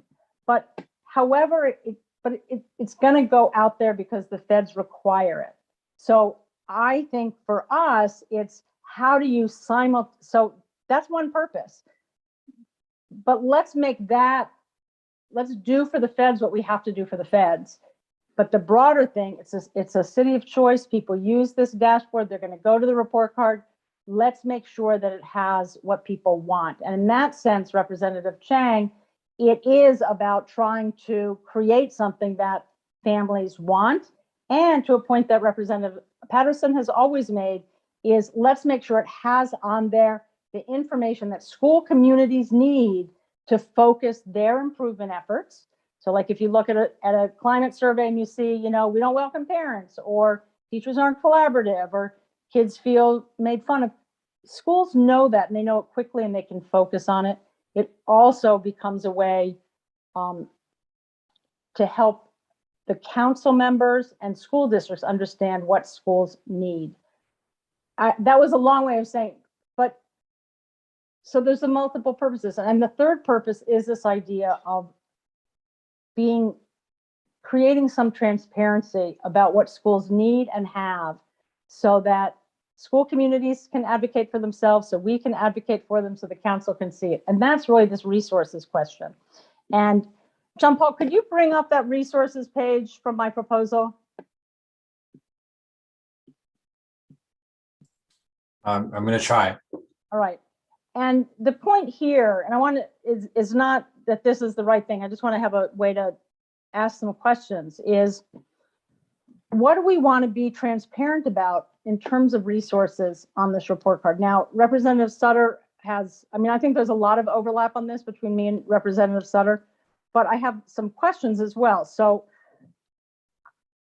if I understand, I guess one question is she's proposing that we would set requirements for all schools about what they would have, and then they would, I guess we'd rate whether they had them or not. And so that's a question I want to put out there. I would just say I worry about, we're in a system of, 50% of our schools are charters, and we can hardly get them to be transparent on, safety and health issues. I'm not sure how, I mean, is it a serious proposal to say, we're going to say everybody has to have a standalone science teacher and its librarian and a this and a that? So that's a question. Is that how we want to handle our resources? Another way to do it, and you can look on this slide, is this is part of what I've heard from families, is be very clear about what the school has. We have a librarian, we have mental health counselors, or we don't. If I have a child who wants to be in dual language, I don't want to go there. If it's a school that doesn't have librarians, maybe I need to go to the DC council about it, et cetera, et cetera. And then the other thing is, this idea that she and I do a little bit differently, but this idea of having quadrants that sort of show where the need is. So that's all I want to say. We want to figure out how to report on resources. So the floor is open to everybody else. And if I'm calling on people, Zach, is your hand up? Or is that from before? That's before, so we're going to go to Dr. Sutter. Thank you. So two things I want to put out there. I really appreciated that Representative Thompson noted earlier that she did not see our two proposals in opposition, yet Representative Wattenberg continues to sort of put them in opposition. So I am sort of disappointed by that, because I will say, as a member of the committee, I have not felt like we have been able to work together as a committee with a common purpose. I have struggled throughout that. I don't think that's a secret. I think anyone who watches our recorded meetings would know that. I do not feel like there is clarity from our committee, even about the multiple purposes that we're expecting this accountability framework to solve. And for me, that is always a difficult place to work. If we don't know where we're headed, I'm not sure how we figure out how to get there. And I do not think we have agreement as a committee as to where we're trying to head with the recommendations we're setting forth for OSCE. So I want to say that. Second, I want to challenge Representative Wattenberg's assertion that charter schools are not transparent on some of the things that she shared, given that all of our charters just laid out their rates of vaccination. It seems like a specious thing to sort of pick on 50% of our schools in the middle of this conversation for failing to be transparent on something. So I'm concerned about that in this discussion. But I will say, I believe wholeheartedly that if we as a state say something is a bare minimum that is required about for quality education for our children, then that's an expectation we have to hold all of our schools accountable for. I don't care what sector they're in. If we've decided this is something that is necessary for children, then that's what's necessary. What I think is at issue is that we don't all agree what is necessary for children. And we have not yet spent the time having that discussion as a district to say what goes into quality education. So on our recommendations here, I will say I note that in our proposal, the committee's proposal, there are percentages allocated for the how we identify the lowest 5% of schools. And while I think the committee did discuss and agree upon the components of that, how we identify the lowest 5% of schools, I did not recall the committee agreeing to the current percentages. I will say I did not agree to those percentages. So I don't feel like that is a proposal point I would be willing to sign off on yet as a committee member. I agree with the components, but not with their current weights.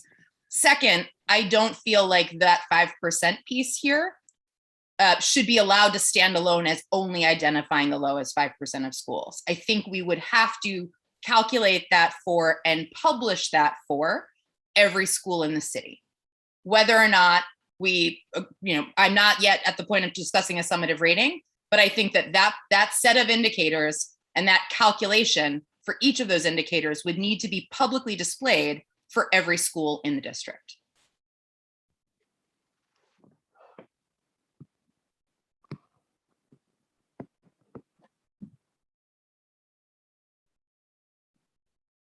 I just want to note, as I just put in the chat, that I actually think our proposals overlap in some ways, which I had just said. I think what they conflict on is whether or not to have a summative rating. So I want to be clear about that. I think that's fair. Were there other questions that we had? Representative Reed? Sure. So can I raise, or how do folks think, like if we can get to, again, the indicators that are appreciated and then the indicators that we need to actually use for ESSA reporting requirements, and get those down. And then I would imagine from there, we would then start playing around with the percentages or ask for help, because shoot, OSSE contracts have this work out anyway. So I'm just curious in regards to like, and I've raised this point during our committee meeting, should we, and I think it might be easier to get to what indicators need to be in whatever system rating, what indicators should be displayed on dashboard, whatever, for parents to make decisions. And then start playing around with what people say they value in regards to percentages, which will be a little tricky because we didn't ask people what they value by percentage. Well, we know what was responded to though with the most or the highest in regards to what people like. So we can even mirror our percentages on that. So for instance, I know growth, or at least from our ward, growth was 72%. So that means like that was something that I would imagine people would want to see a stronger weight for. Just throwing that out there. Thank you. Others? I see no other raised hands at this particular point. Can I just respond to that? I mean, Yes, you may. Go right ahead. Alistair had his hand up. Oh, I'm sorry, I didn't see Alistair. But can you go ahead? Representative Wattenberg, could you respond real quick, and then we'll go to Alistair. I'm just going to put it in the chat. I just want to say we you. basically do have a list of indicators, so that's all. I'll just list them. Okay, thank you for that. Representative Chang. I thinking out loud here with you about how a broader question I have about the strategic way for us to approach this, both with our constituents and with OSSE, right, to make sure that we are able to move this forward clearly. And I think, Dr. Reed, this is just what I heard. And part of what you were saying is also got me to think about sort of how do we actually. It is a complex theme, and I appreciate how much time many of you have spent understanding the intricacies and nuances. There are puzzle pieces, right, in terms of how we communicate this with our constituents and bring them into the process, and then, right, because what we're embarking on, to me, feels like the beginning of a pretty long process, right? It's not here's a recommendation, OSSE accept it or not, right? I don't see that as the most likely outcome. And let me actually pause there. That's not what we're trying to do, right? My response would be, what we're trying to do is, as a board, show that the board, one, heard the concerns about the rating, decided to address them and make serious recommendations about them. We want to send those serious recommendations to OSSE and use that set of serious recommendations to have a conversation with them. I think they're interested in it. And frankly, the more we make it public and the stronger our recommendations are, the more likely that will happen. That's just the way our world works. So that's what I see us doing. And then, yes, then there's going to be a continued process, part of it more internal with OSSE, but part of it OSSE and us and the public for sure, going forward. And that's why we need to get our initial recommendations out soon, so that can start and we can get our a new proposal into the Department of Ed before the city has to deal with another star rating. And we're going to be up on that in a year. Sorry, go ahead. Representative Chang, I just want to be clear about, we do want to present some very strong recommendations that we feel that represents what we've heard from the engagement that we've had with the different constituencies that we've had. Also knowing that at the end of the day, we have to work with OSSE, because OSSE works with the U.S. Department of Education. So while our recommendations can be very strong, it still has to be in collaboration with them, because at the end of the day, they're going to decide what goes in there, what part of our recommendations are going to take and which one's not. This is a very strong starting point. We want to give them a very strong sense of what we've heard and why we're presenting these particular recommendations. And then the process continues from there. Understood. That makes sense to me. And so when I'm looking at these recommendations, then I'm thinking about how do we improve these recommendations or edit these recommendations to an audience that also deeply understands the nuances of the subject. It is not a document that we're attempting to share out to folks outside, right? Right. There's no piece of it around. There's no strategic use of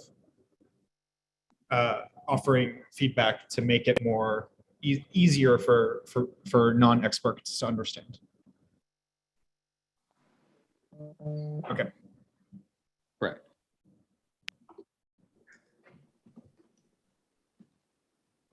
Were there other questions or responses, or were we? I see none. No others. Yes, can I actually? Yes, you may. Yes, you may, Representative. Thank you. I know we're at time, and I Uh-huh. don't necessarily need to have the last word, but I guess I just want to make sure I understand that, I guess to President Parker's question about bias, my understanding all along has been that, and this was in our resolution, is that the bias, at least partially, was rooted in the fact that there is too much weight on proficiency, and proficiency is highly associated with socioeconomic class. And there was agreement around that, right? And so I think, maybe I missed this, Representative Wattenberg, in your your share out of the agreed points, but was that like the, I guess the shift to growth is what addresses that? I'm sorry, Representative Gasso, I say that again. So how are we, in your proposals for both of you, I guess, how are we addressing that main point of bias of too much emphasis being put on proficiency? So yeah.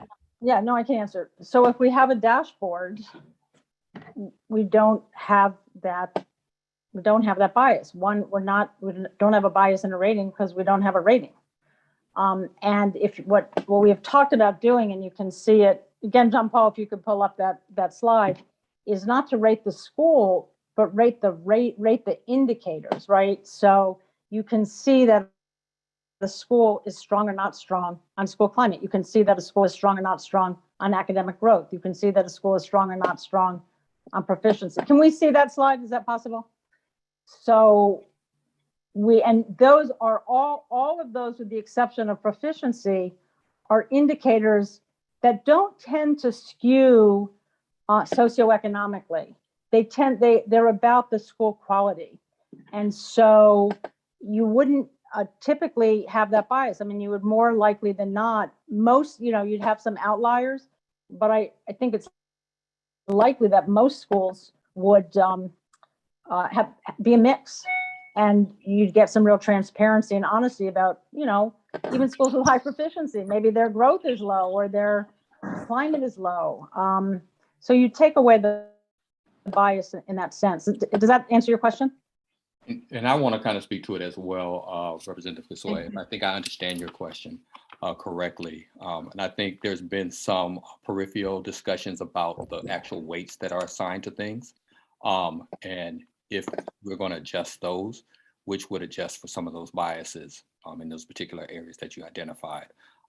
They don't necessarily have to be as high as they are. I think this was a debate you guys had before I even joined the State Board of Education, of how much weight do we put on a particular area. I believe when we're talking about growth and proficiency, I think that's somewhere close to 71%, I believe.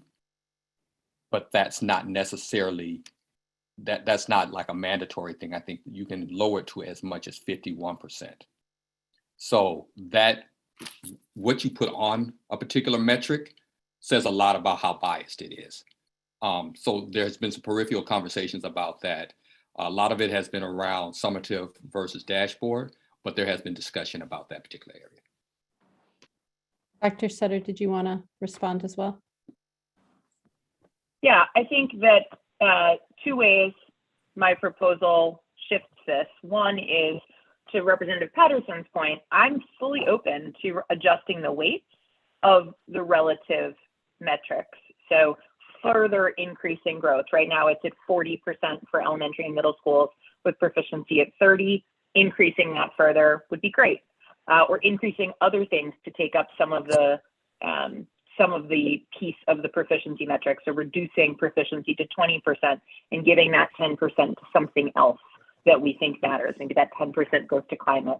All of that makes sense to me. I think the other way that my proposal reduces the emphasis on proficiency is that you have one summative score for outcomes and one summative score for input. So now rather than having a total score, you're getting a school that has 2 scores. And when a family is looking at a quadrant, less than 50% is focused on test scores because you've got these 2 different things that are going into the total way that a school is arrayed on that matrix. By contrast, the matrix that we're talking about that would represent proficiency and growth, that would still be 100% of that focused on assessments. 50% of that is going to be focused on proficiency, perhaps. So I think it minimizes it in 2 ways. I also think that if we are going to use proficiency to calculate the lowest 5%, which we have to do under ESSA, we still have to report on that for schools. So we may not put it on the front page, but we are going to have to report on it publicly. We are going to have families using that information to make decisions. I think what we are trying to do is noble, right? We are trying to say, if we take away a rating, we think we will change the way families make decisions. What I hope we also consider is that if we abdicate as a state the chance to say, here's the quality bar, here's how our schools compare to the quality bar, parents who care about that will go find other people who have created ratings for them. So they won't use our system, they'll go use great schools. I don't want our parents using great schools. I want them to look at the state's data. I want them to look at the state's definition of what we think school performance should be and where our schools fall on it. I don't want them using third-party data to make those decisions. Thank you, all 3 of you. And I would just say, I mean, in addition to what you said, Dr. Sutter, that we also definitely want I agree it's noble. Thank you for that. I like that. And I think we also are trying to get a tool that is more accurate, right? That is more fair and accurate. So it's not just about families being able to choose schools, but obviously the accuracy and eliminating the bias. So thank you, all 3 of you. So I'm going to end this, and I see that our president has put into the chat that we are at time. This has been a very robust and passionate discussion on the report card. You will see more that we will take all these notes, put them together. We will have more discussion this Saturday at our engagement. So I definitely encourage those, and some have already done, to email us to give us our thoughts. We appreciate Josh Boots, who has already done so. But we want other individuals to make sure that they weigh in on this discussion, and would love to see people out this Saturday. So with that, I'm going to turn this over back to President Parker for the rest of our agenda. Thank you, Representative Patterson. And I want to thank members of this committee. This is not easy. In fact, this might be the toughest body of work that our body has to weigh in on. And so I appreciate the time, the effort, the attention, the time that you all have invested in researching, debating, reflecting. And so I would reiterate Representative Patterson's push that if you are watching this and you cannot join us Saturday, do not let that stop you from sharing your input. Feel free to reach out to any member of the board. I would encourage you, though, to prioritize your feedback to members of this committee, which include Representative Wattenberg, Representative Patterson, Representative Reed, Representative Sutter. And your feedback will be part of the public record. More importantly, your feedback will help inform where this body, our board, ultimately lands on this. Last thing I would just say here before moving on, I want to reiterate the process. So tonight, what members of the public were not able to see is that our staff were offline taking notes based on this conversation, and they are going to assemble a 2-pager with headlines. I'm sure that is no easy feat. That will be shared back with the committee and will be presented to members of the public at Saturday's engagement forum. I highly encourage members of the public watching to attend that. It will be at 10 a.m. At the MLK Library. It will be an opportunity to weigh in on the STAR framework and the discussions we're having tonight, but also our social studies work, as well as our research around board governance. Following Saturday, this committee will convene to present a more refined list of proposals or recommendations. The public will be invited to share feedback and public testimony on at our December public meeting. And ultimately, this committee will one last time put together a final resolution detailing recommendations that the board will vote on at our January public meeting. So thank you again for your engagement. And we will, with that, move on to the next part of our agenda.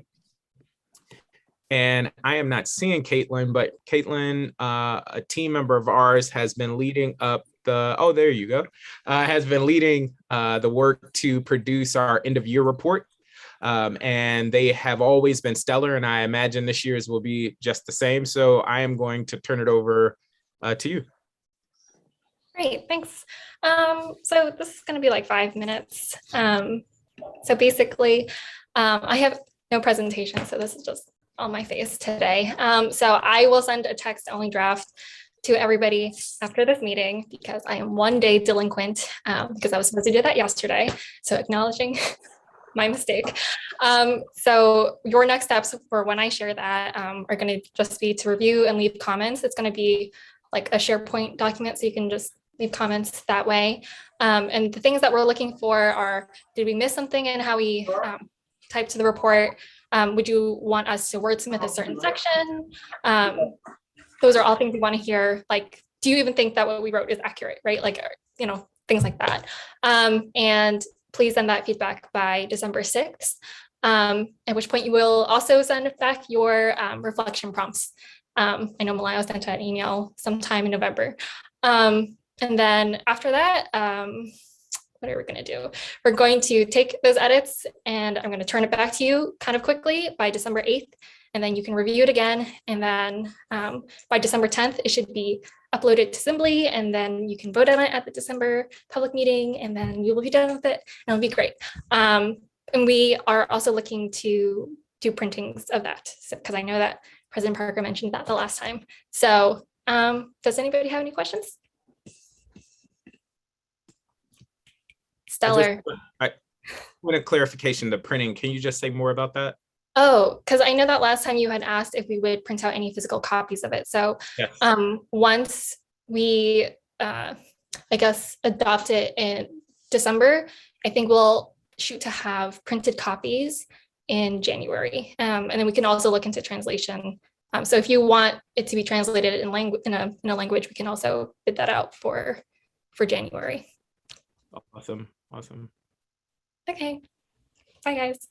Wait, I actually just, I have to admit my delinquency, which is, I know we are supposed to share our reflections for the end of year report, and I haven't yet done that, but can you remind us of the due date? And I'm just making a plug for us all to do that. Oh, right. December 6th. Thank you. Yeah. And if anybody, I'll send out the email from Malayo again, just so you all have that. Or maybe Caitlin can do that. Thank you, Caitlin. Bye, guys. Caitlin, maybe you could all, or Emily, whoever's sending it out, could also send out examples from the last report so that people have a sense of That's Was in it- Malaya's. Yeah, it's in Malaya's email. So I'll just reshare Malaya. I can do it right now, actually. Awesome. And in terms of the printing, we will handle that offline, but leadership has made a point to focus printing on Ward 7 and 8 in particular, knowing that that has been a point of discussion in terms of access. All members will get printed copies, but we will work to make sure there are more printed copies that Representatives Reed and Thompson can distribute. So just another example of we hear you. We're trying to meet the demand. Yes, Representative Reed. You also often say Ward 5 gets left out of certain conversations in regards to accessibility, A, and B, could folks let me know about accessibility for other languages or vision impaired? I love that. I couldn't have planned it a better layup, but yes, I didn't want to seem too self-serving and highlight Ward 5, but I do feel like Ward 5 often gets left out. But we will make sure that we equitably distribute copies of the end of year report, so all of our communities can take notice of the great work that we're doing. And in terms of translation, Mr. Hayworth, that might be a question for you. And we could follow up offline. I know we focused namely on Spanish translation in recent years. Do you want to add anything, Mr. Hayworth? We in the past have largely translated materials into Spanish and Amharic because those are our largest population groups. But at any time, if any member of the public wants a document from our agency translated into any of the languages that are covered under the Office of Human Rights Act, certainly just let us know and we will be happy to do that. We also do offer interpretation services, not only at our meetings, but also at in phone calls to the office. We have live interpretation services that we can access almost immediately to make sure that those residents are served as quickly as we possibly can. Thank you. Representative O'Leary. I would just like to piggyback onto Ward 7 and 8 and Ward 4, especially about languages. And I was going to mention Amharic along with Spanish. And also just Ward 1 has a significant Spanish population and an Ethiopian population. Yes. So if you're going to go print copies, there isn't any difference in the access in Ward 4 than there is from Ward 7 and 8. I hear you. And that is noted. And staff, we will make it a point to make sure we equitably distribute and ensure that all communities get the report. Okay, so we are going to move forward to committee reports. And this is the last major section of our working session today. So I'm going to move some things around because we've heard quite a bit from the Accountability and Assessment Committee. I'm going to tee you all up last, but first let's go to the Student Advisory Committee to provide an update. Thank you, President Parker. Good to see you guys. This has been an interesting conversation to listen to the past couple hours. So I'm going to take the first half of what we're doing, and then Juliana is going to take the second half. But we have a meeting next week, and it's pretty cool. We're going to have SAC members get to meet with Council Member Christina Henderson, which will be fun. Her office reached out to John Paul and expressed some interest in the work we're doing. So we're just excited to see what she has planned, getting the Student Advisory Committee members to get a chance to interact with her. And then I'll let Juliana talk about the other thing we're doing this month. So first off, good evening, everyone. So on Monday, December 20th, the SAC has decided to have a small in-person holiday celebration. So this would be at Judiciary Square in our SBOE office at 5:30. And with that being said, all board members are invited. So we hope that you can make it so that you can interact with our Student Advisory Committee members and have a chance to speak with them and just meet them in person. I think it's something that we've truly missed from being online for quite some time now. And we'll provide more details as we get them, but feel free, you guys, to bring some food and stuff. So yeah, that's all we have. We're excited for this month. We're also working, as you guys know, to get a new student representative for the slot that's been vacated. So just so you guys know, that process is happening. Juliana, Sky, and I are taking the lead per the board's request on this, and we will be selecting from SAC members currently who are interested. So yeah, thank you guys. Thank you. And for members of the public, Student Representative Ian Bowie unfortunately had to step down as student representative. We appreciate his contributions in the short time he was with the board to the Student Advisory Committee and to the state board. I could always count on him asking the right questions. And the Student Advisory Committee is working, as was mentioned, to fill his replacement. We have given the Student Advisory Committee until January. They do not have to take that entire time, but they have until January to find a replacement for that spot. Representative Reed, is there a question? Yes, and maybe I hope I'm not micromanaging the student advisory team. Please let me know, or council. But was Representative Bowie one of the representatives selected in the effort to get more, was it the Eastern River representation that we did? And so that will be the focus in the selection process. We will consult with the Student Advisory Committee, but yes, we will make sure that requirement is still met. For members of the public, one of the changes that we made this year is that one of our student representatives would come from east of the river to make sure there was adequate representation. That was in direct response to feedback given. And given Mr. Bowie's departure from the board, that we will still meet that requirement. So, Representative O'Leary. Yes, I have a question for Representative O'Sullivan. And we had talked about this. I don't see, why can't we vote on this at our public meeting this month? Well, it's my understanding that's not typically how you guys do it. Maybe John Paul, you can provide more insight as to that process. What's the student representatives we're going to select, but we also just wanted to make sure they could get the word out, engage, answer questions, and had time. So although they've been given to January, they do not have to utilize all that time. So they could very well make a decision in December, but they have until January to make the decision or the replacement. I think it would be, especially since it's holiday time, that it would be nice if we could have a full membership on the board for January rather than for February.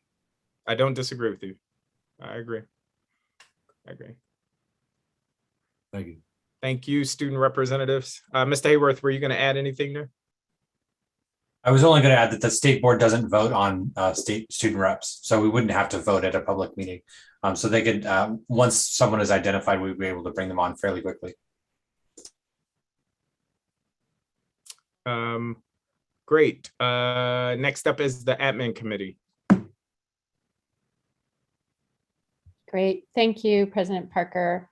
The admin committee, as usual, heard from our sister offices and got an update on their hiring, which is moving along. And it's exciting that both offices are actually expanding. The ombudsman is expanding and including a special education specialist, so that's exciting. We also discussed some budget issues that are in the report. You can read them and send any questions you might have about that. And then we continued our conversation about updating the executive director role description and in conjunction with that, we mainly actually focused on the evaluation process. And as I had mentioned before, one of the changes we already made this year was having a 360 review. But we talked about other changes that we might make as well. That's ongoing. So we haven't settled on anything yet. And when we do, we will report out on that. But I will just throw out that, I have shared in both of the committee reports from this month and last month, links to both those documents. There's a executive director job description, and then there's also the evaluation rubric. And so if you have any thoughts about things that maybe would be hard so the main questions have been, what is on there that's hard for us to actually observe, and how might we address that? And also what's not on there that maybe should be. So those are the two main questions. So if you have thoughts about that, you can email me directly and we'll fold that into the conversation. Representative Thompson. Good evening. I'm home now. I have two questions. One, it would be helpful, at least for me, just to get a voiceover of like who is supposed to participate in this 360 review process. Like what is the full 360 as someone who's not participated as a board member and review of staff before, but also I feel like I missed what the goals were for updating the executive director position. Like what are we trying to achieve? So the main thing, so this is in the report, but just to review, so it is the kind of what I just said. So there are areas in the current rubric for evaluating that role that are not particularly observable. So for instance, leadership is supposed to review how the staff is managed, right? And how well the ED manages staff. That is not something that we actually observe. We can, make assumptions, but we would rather not do that. So the 360 already went into effect for this year, and we had staff actually fill out a survey that basically followed the questions that were in the rubric that we would normally have to fill out. So we did in the end, President Parker and I were the ones to synthesize that information. But I will say that a survey also went out to members. And in this iteration, we had a survey that went out to external agencies that we have relationships with. And we're going to revisit this particular review process that we did this year, but I think we're going to keep the 360 as one way to address the issue of, those things that are hard to observe. There were others as well. And then there were some other questions just when you look at the actual description, it's really long and impressive. So that's one thing. It's just, you will get an appreciation of everything our ED does. But there are definitely some points in there that are not clear to us, like what does this actually look like? And so I think, in our discussions, we're trying to get clarity from Mr. Hayworth, and then also, see if there's ways to make those areas more clear, or if maybe they need to just be updated. Does that answer your question?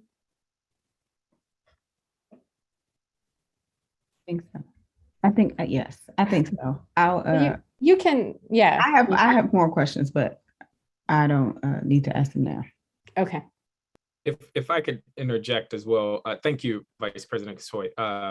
One of the responsibilities of leadership, namely the president, is to oversee the evaluation process for the executive director. And in years past, that has been something that has just been between leadership or the president and the executive director. Technically, the board as a body for the lack of a better word, are the bosses of the executive director, like we all are. And so one of the reflections that Emily and I, or Vice President Gasoy and I had this year is that we needed a way to share back. And so part of this is still an ongoing process. Share back with the board about the executive director. And so you'll recall there was a request for 360 feedback. That conversation has already happened. What you all should expect moving forward is a high-level recap. And then next year's board retreat, a high-level discussion regarding the executive director. What Vice President Gasoy is also, so that's one part of it. What Vice President Gasoy is talking about in terms of the job description is that as we were thinking about engaging back and forth with the board or closing the feedback loop, we also realized that some of the things that we find important at the state board in 2021 are not the things that are really in the rubric that may have been written years ago. And so there's just a need to make it a living document to keep coming back to it. So hopefully that also just sheds light in terms of where we are in the process and what's forthcoming. But thank you, Vice President Gasoy. Next, we have board governance, actually. So Representative Thompson, any updates you would like to share? I feel like people mostly experienced our update at the last engagement session. So we dedicated the bulk of our November meeting, this year's moving along, to preparing for our board governance session. I want to make sure I thank and acknowledge Caitlin for the work that she did in making it an interactive experience that also did its best to allow for people of different, just knowledge sets and perspectives. I did receive actually an email from someone who attended who was new to DC, who just thanked us for the way he was able to give input, feel valued, and be included in the discussion. And so I would say that is what we wanted, was to create an experience that met people where they were in a topic that is probably not one they are having at their kitchen tables. So that was the bulk. That's my recap for board governance. Of course, we'll do that session again on Saturday. I look forward to at our December meeting, just diving into that feedback and thinking about how we continue to engage and elevate the conversation around this particular topic. I'll pause to see if any of my committee members have additional feedback or things that I missed. I can just say, as somebody who was able to attend one of the engagement sessions, that it was really participatory. And I just wanted to give you kudos, Representative Thompson, for setting it up like that, where most of the time was really spent on hearing participant voices, and it was really fun and actually interesting. I mean, really interesting and actually fun. That's what I was gonna say. It's not, well, I guess it is a question. Earlier in this year, we put a sunset date on this committee's work, and obviously we need to extend that. So the question I would pose, and you don't necessarily have to answer it now, is like, how much time into 2022 do you think the committee's work needs to extend? Is it the whole year? Is it part of the year? Because I believe at our upcoming public meeting, we will have to entertain a vote of some sorts to just formally extend that. Because our previous resolution had it ending at the end of 2021. So we can connect offline on that, but just be thinking about, like, and maybe we want to extend it into perpetuity until the objectives are achieved, or we could set a deadline to it. Yeah, I mean, I would say I don't feel that I'm speaking out of turn in saying that our expectation as a committee is that the work would continue and needs to continue. I would feel like I'm speaking out of turn if I said exactly what that sunset date would be. at this point. But yes, that is our expectation. And I assume the best place for us to discuss that is our next committee meeting, which I believe happens before our public meeting. Awesome. Okay, cool. Thank you. Moving right along. Next up, we have Education Standards Committee, Representative Sutter. And you're muted. I think that's the first time I've ever had to tell you that.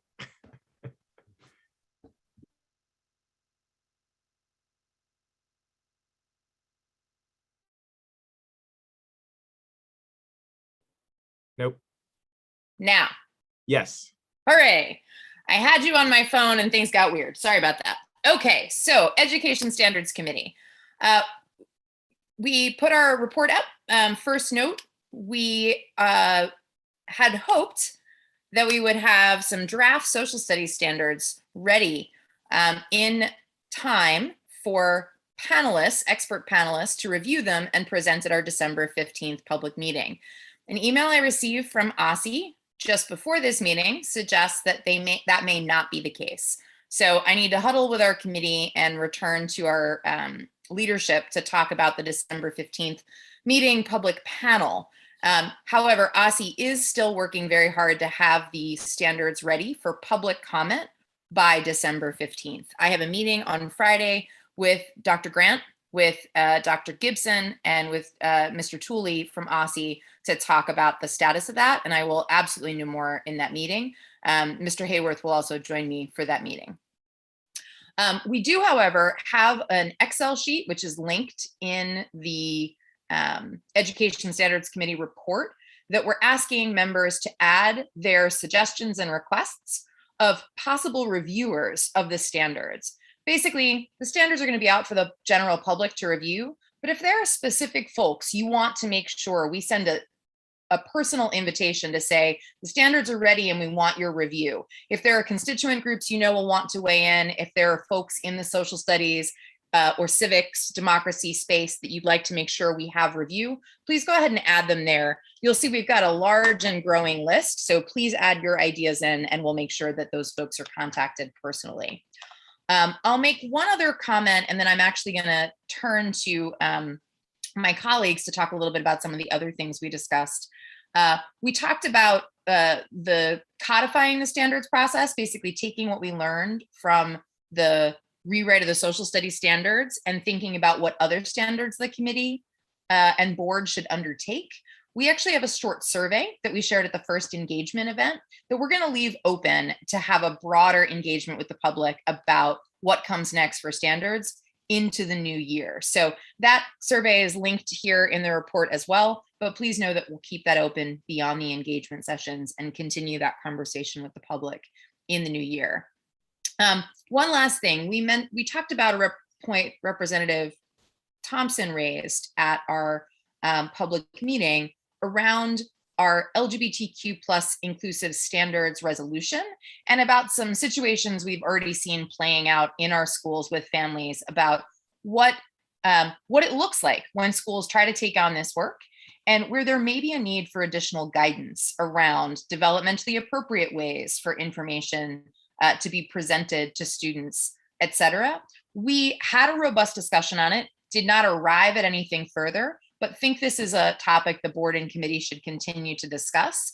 We're particularly interested if anyone is aware of experts that do this work in other places and provide technical assistance. If you know of organizations that are working with states nationally or districts nationwide to provide this, we would love to learn that from our colleagues and start to build a knowledge base, maybe inviting folks to come speak to the board at future meetings about what it looks like to have technical assistance and guidance for districts and schools as they attempt to roll out efforts to be more inclusive, including in the areas of LGBTQ plus students and topics.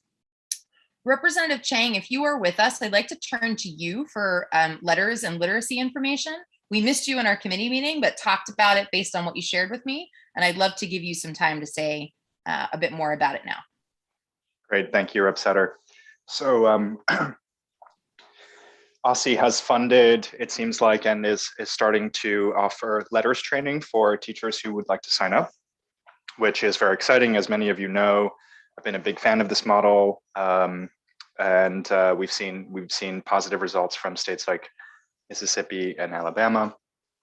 I've also been a big fan of Mary Clayman's work with the DC Reading Clinic, which does elements of the letters training. So I am going to follow up and ask for more information about how much space is available and how we as a board can continue to support what we can learn from this pilot and how we roll it out to more educators. Great. Thank you so much, Representative Chang. With 4 seconds left, I'll just note that our letter to OSSI on virtual learning standards has not yet received a response, but we have asked leadership to follow up on that at your December meeting. Thank you. Thank you. Next, we have our Outreach and Advocacy Committee.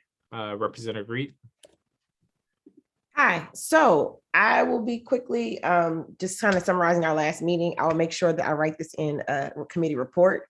I enjoyed my holiday instead of writing a committee report, but we had a really good meeting. So I'm going to talk about the quickly highlights from our meeting and then turn it over to Representative Gazoy to get feedback for the committee, how to make a decision about what your ideas are for what our parent advisory council will do, the focus, and then we'll take that back to the committee to make a decision. I've kind of said I would like that engagement to happen in March, but building the plane while we're flying and getting the planning process kind of in play right now. Okay, so we started with reviewing previous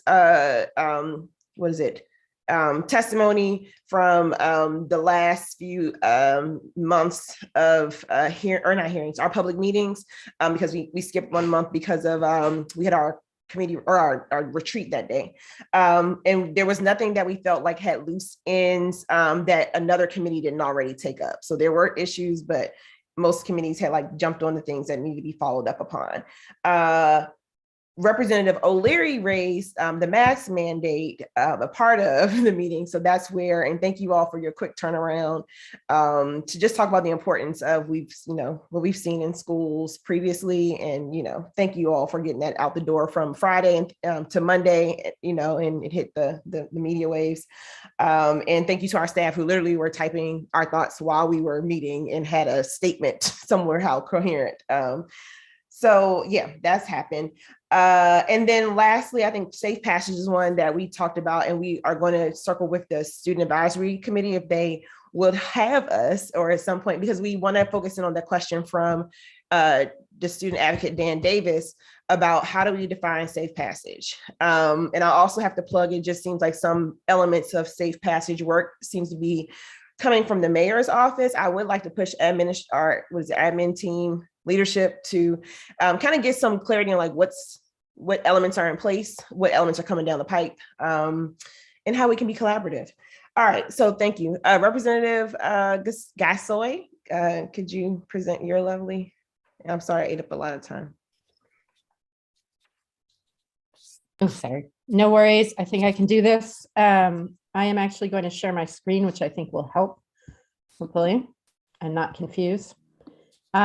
So these are not slides, it's just my document, which you can also find in SharePoint, which I did share at some point. But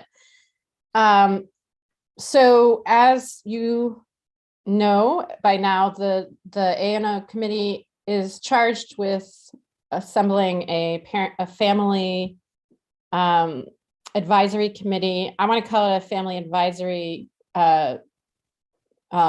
board, so we can call it FAB, but that's for another time. But what we needed to discuss was first, what is the need? And then from there, what are corresponding objectives based on that need? So I proposed 4 possible routes we could take. And I'm just going to go over the headlines really quickly. So the first route would be an inquiry group focused on family engagement standards, which are actually ESSA federal standards that OSCE then creates guidelines for our LEAs to follow. This is actually in our purview, since we are in charge of changing standards or seeing that standards are being met. So that is the first one, and I'll go more into detail in a sec. Second one would be family engagement around a focus issue, specifically either one that is already in our work stream and or possibly one that would overlap with work that our sister agencies are doing. Because I know one of the things that we've been thinking about is sort of finding more proactive ways of partnering with our sister agencies. Or also focusing on areas where families of children whose needs are generally outside of the standards, to hear their voices. And then finally, the third option would be a family community liaison. So in each ward having, I don't know how many, but family liaisons who would be sort of our go-to folks to get advice on various issues or to gather folks, or, you know, that's open for discussion, but sort of our point people. And then obviously we're open to other ideas. Some questions that we had at this discussion was, would this be a permanent body or a task force? What is our capacity to do this and to follow up if there is, like, you know, for instance, the standards work. We're proposing the start date would be in the spring 22, both for capacity reasons and also so families then can do some work in the spring 22, and then if there's action they would want to take in their schools, that they could be preparing for that for the beginning of the fall 22 school year. And then, of course, this is sort of next step stuff, but we did discuss, like, how will we do outreach so that the selection of families is representative, and should there be a set number, or would we just within that representative pool allow anybody or as many folks as we want? And I assume I'm out of time. Am I? Not hearing anything, I'm just going to keep going. So I will just say that I did consult with our sister agencies, and they both weighed in separately that they really think that objective 1B would be their suggestion for a focus, and that is to really drill down on one aspect of the OSCE guidelines that families want to get well versed on and then be able to become advocates. So the objective here would be, I guess I have to go over this for this to make sense. So the option 1A is to bring families together to study aspects of the OSCE guidance to LEAs regarding family involvement. And the objective of that would be, like I said, so families could become informed and be agents of change in their school communities. And this is just an example from a much larger set of guidelines from OSCE. And one of them here is setting up an LEA level parent advisory board. So I just chose that as 1B as an example of a focus area. So for instance, you could focus in on one aspect of the standards, for instance, the family advisory board, which DCPS does have, but something I have heard repeatedly is that it feels very perfunctory. And I am not sure, and this is a point of research perhaps for us, if most charter LEAs have them. And so the objective of 1B would be for charter and DCPS families to work together to develop advocacy platform for ensuring all LEAs have a strong, diverse, and impactful family advisory board. And so that was the one, just, I don't want to bias anybody, but that is the one that our both sister agencies thought was most pertinent. But any thoughts or questions on this? We have great feedback in the chat too while you were talking. Okay. And I know I'm out of time, so. Yes, thank you. This is great. Really excited to see this get off the ground. And really appreciate all the work that you all have put into it. At least Representative Sutter and I seem to echo our sister offices in the chat, so that's helpful. Okay, well, I will just close by saying, please send us, like, take a look at the document.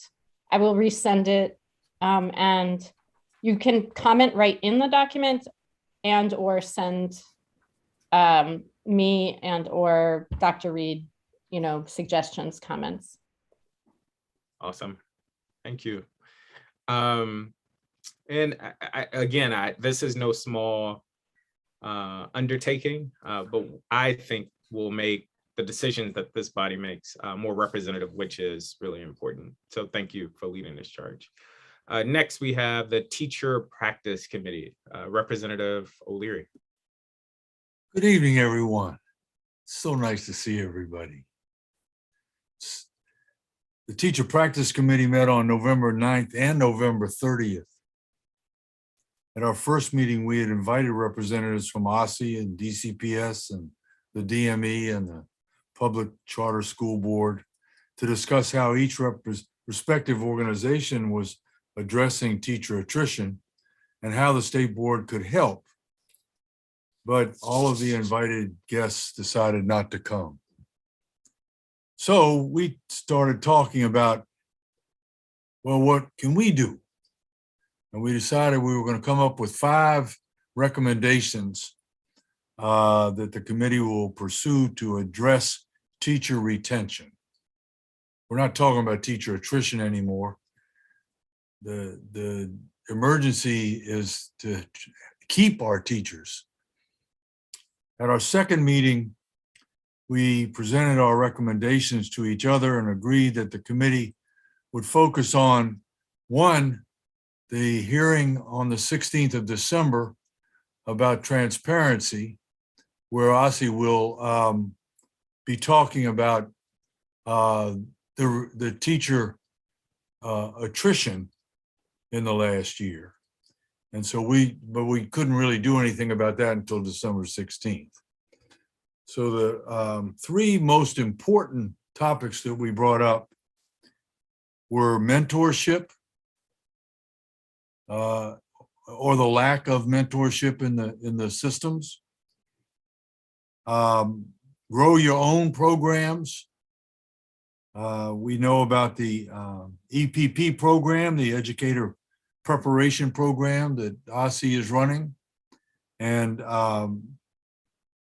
we know how important it is for us to have, for the students to have teachers that at least live in their neighborhoods or live in the city or have been around the city for a while or look like them or speak like them in their language. And we're really lacking in teachers of color and of nationality in the systems. And the third thing was professional development, especially for new teachers, because we know that the way that new teachers become old teachers is to make sure that they have models when they start teaching. And a lot of our first-year teachers never make it to the second year. So that's what our next meeting we're going to invite 4 of the universities or colleges in the area that have educator preparation programs to let us know where they are at the time when we meet. And so we will be meeting, we haven't decided on the date yet, I don't think, but it'll be before the 16th of December.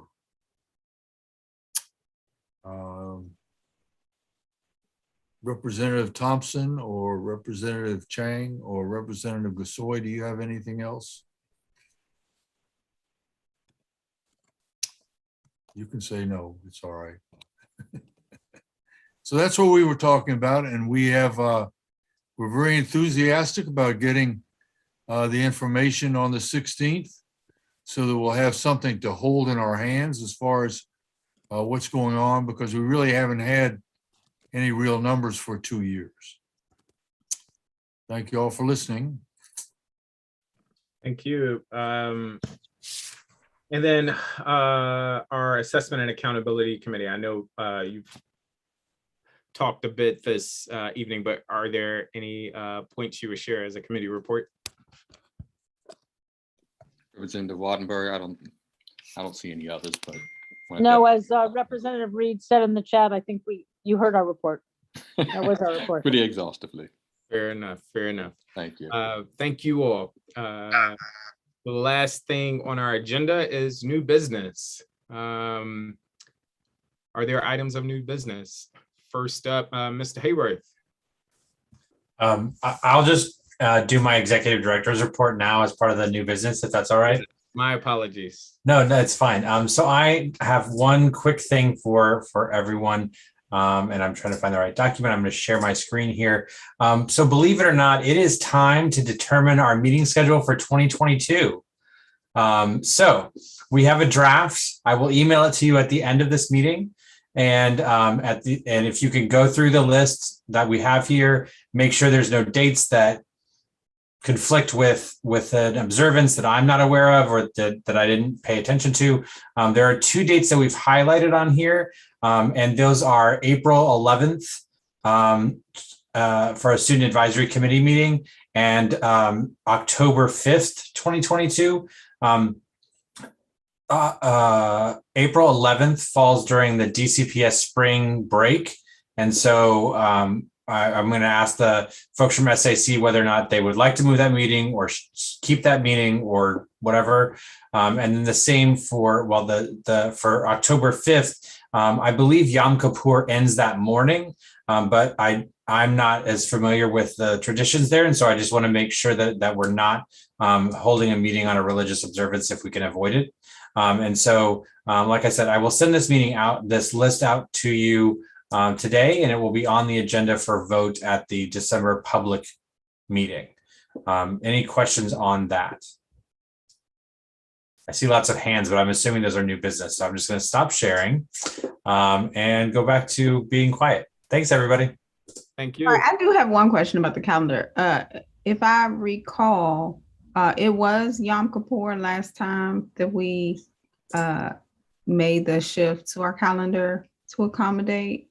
And okay, I couldn't remember which holiday it was because and in 2022 holidays in that fall. So from my understanding, Yom Kippur in 2022 begins at sundown October 3rd and ends sunrise on October 5th.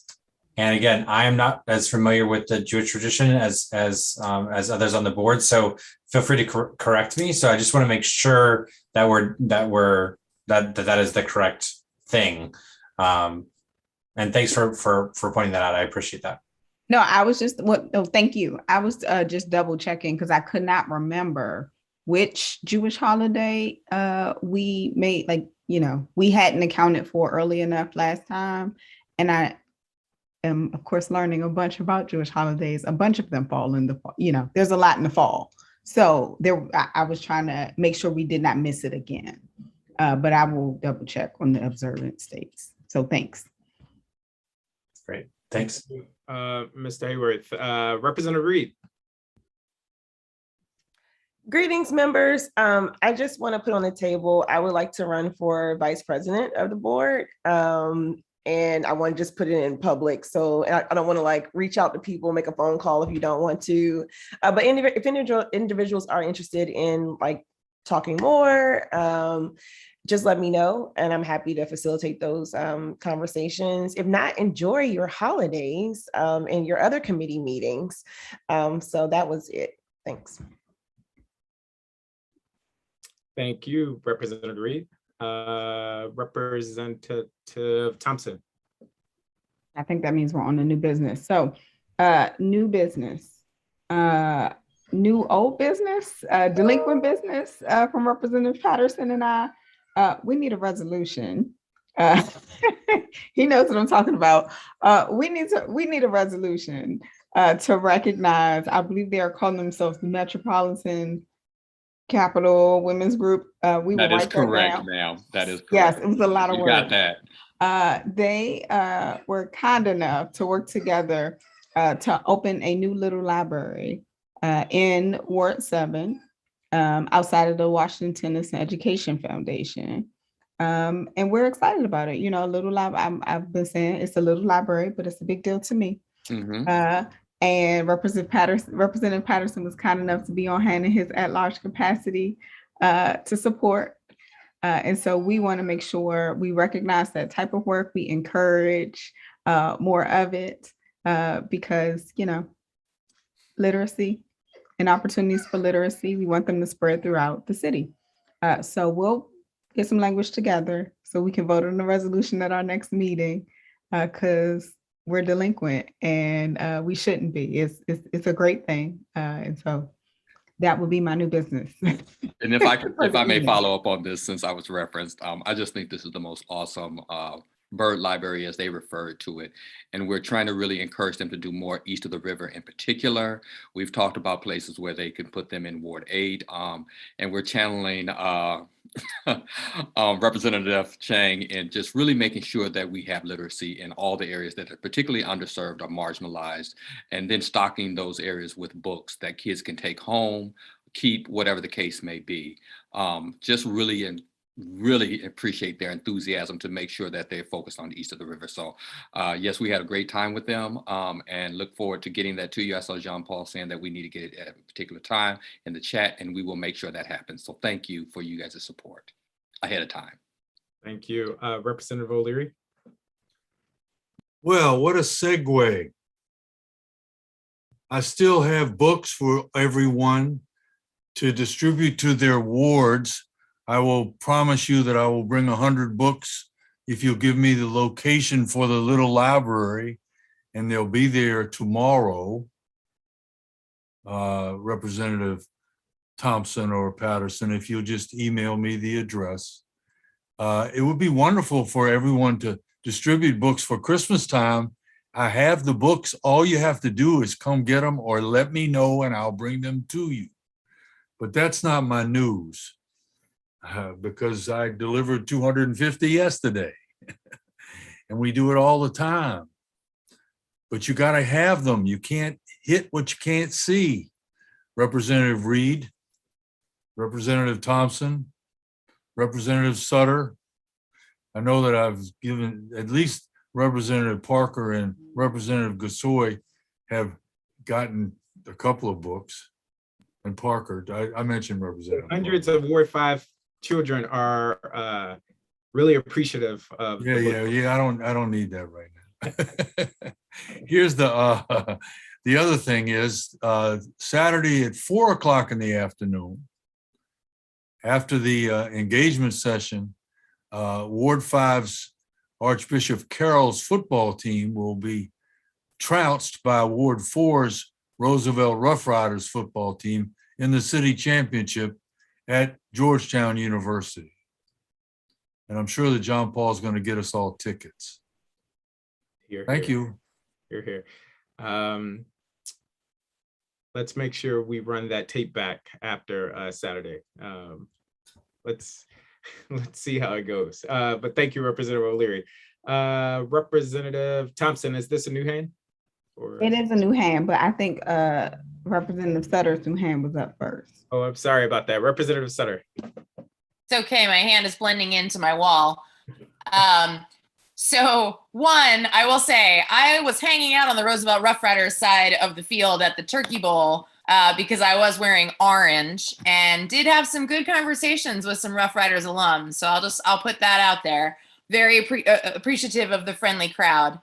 I am just putting out a reminder to members that if you have micro barriers to school choice policy that you would like me to include in my panel discussion plan, please let me know. I'll be spending my holiday break pulling together my final panel discussion.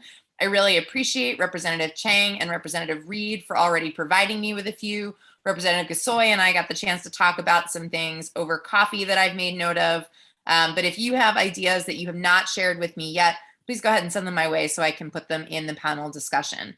I'm going to try to shut down work a few days early before the holidays. So if you can get those to me by December 17th, I would really appreciate it. Thank you. Thank you. Representative Thompson. All right. Back in the queue with the things I forgot.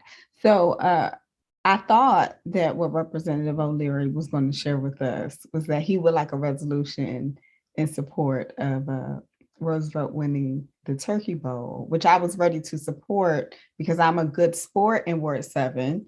And so we should probably put that on the agenda. So even though I missed Representative O'Leary at the game, but I think that should be a resolution for new business because we should recognize all young people, even if they don't live in Ward 7, for their athletic achievements. Second, for the record, Representative Thompson did drive to Ward 4 to pick up books and distributed them at her backpack event. Oh, that's right. I'm sorry. I apologize. Yes, I know where you live now. So let's get it straight. But I'm also happy to, we have about 9, I think, little libraries coming online. And so I'm happy to connect to see how we can keep those stocked. Because I'm very excited about those as well in the Capitol View community. Third thing, I am really interested in seeing how we can encourage young people to go to these vaccine clinics. I did attend, I've attended 3 of them so far at schools, 2 at schools, 1 at a rec center.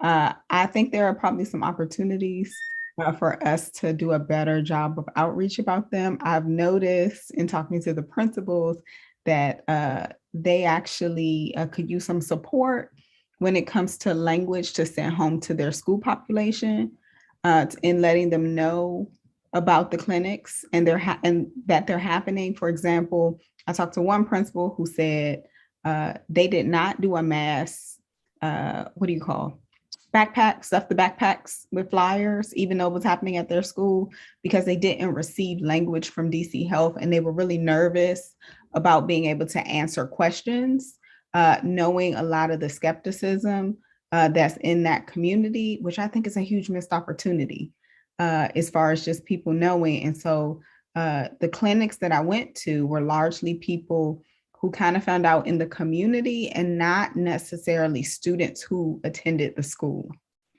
And so I'm curious what we can do. And I don't know what committee this falls on, but given that we've been paying attention to how do we protect children, curb the spread, I think maybe there are some opportunities for us to collaborate with DC Health and identify some best practices and pushes so people know what's happening in our communities.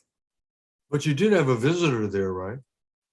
We had 2 technically 3 magical visitors, if you count, if you're a fan of Teddy, because we also had the Nats president at Kimball, but then we had our forever president, Obama, and we had Fauci yesterday. And so that's exciting. And I'm glad they came, and I'm hoping that people are so excited that they're like, I don't want to miss another opportunity, so I'm gonna show up at my school's clinic. But yes, we did have three very high profile visitors at Kimball yesterday. Thank you, Vice President Kasoy. I'm just following up, actually. This is just in response to Representative Thompson first. I've been talking about this too with PTO presidents and principals and ANC commissioners. And one of the things that has come up is that the holidays might be a really good time to have like holiday parties that then you have somebody from DC Health come, or for us, it's Howard University, but somebody who can both be there to do the clinic and also to talk with families who are hesitant, but who have come for the event. So it's not a bait and switch or anything. It's just like, we're doing all of these things, but there's multiple reasons to come. And so it might pull folks who wouldn't necessarily come for the clinic alone. So it's another way. And also a parent also raised, like, can we get sports folks? You know, it's not my area of expertise, but it sounded like a good idea. So if folks have ideas of, or have contacts, that would be helpful, I think. So it is something, I think it's a good idea, and I think we should do it. The other thing I just wanted to say is this is our last working session of the year. I guess that's old business. I just wanted to note that this is a full year for new members. So I just kind of wanted to give you, you know, the virtual applause. Thank you. It's been awesome working with you this year. And also just following up on Dr. Sutter, thank you for reminding me that we had coffee. I had coffee with Representative Thompson as well. And hoping to have, well, not coffee. All right, we were supposed to, but we didn't. She owes me coffee now, she said, but I am going to be reaching out to you if I haven't already, because I want to hear how the year has felt to you, what you think we should prioritize going forward, what, you know, if you're a committee chair, what your thoughts are for the new year. So just a heads up on that. Thank you. Yes, and congratulations, new members. Although I will say, I feel like you've been robbed a little bit because we haven't been in person. And so while it's been great working with you, I regret that it's been only through a computer screen. And I look forward to the time when we can get back in person. Representative Johnson. Yes, hello. Hi, everyone. Good evening. So 3 things, actually. Representative O'Leary, I would love to help you pass out and distribute some of those books. I would wholeheartedly love. So please tell me how I can get to work on that. Can you all hear me? Okay. I thought I was having audio problems.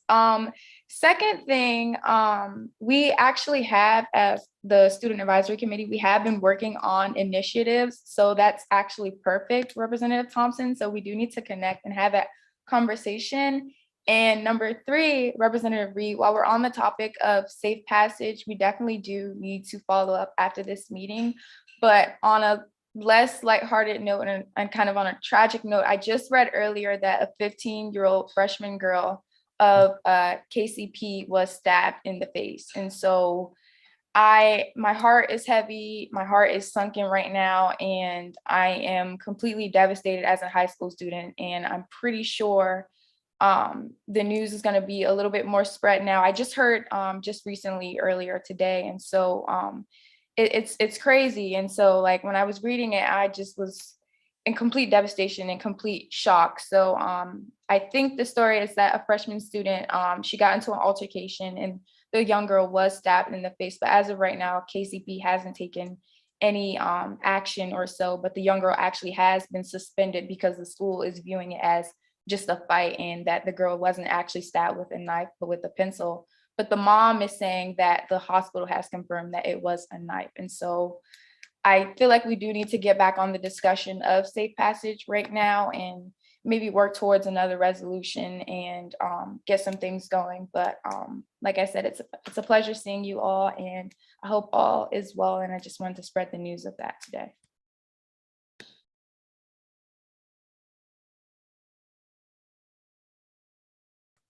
Our number's in the chat, Sky Ali.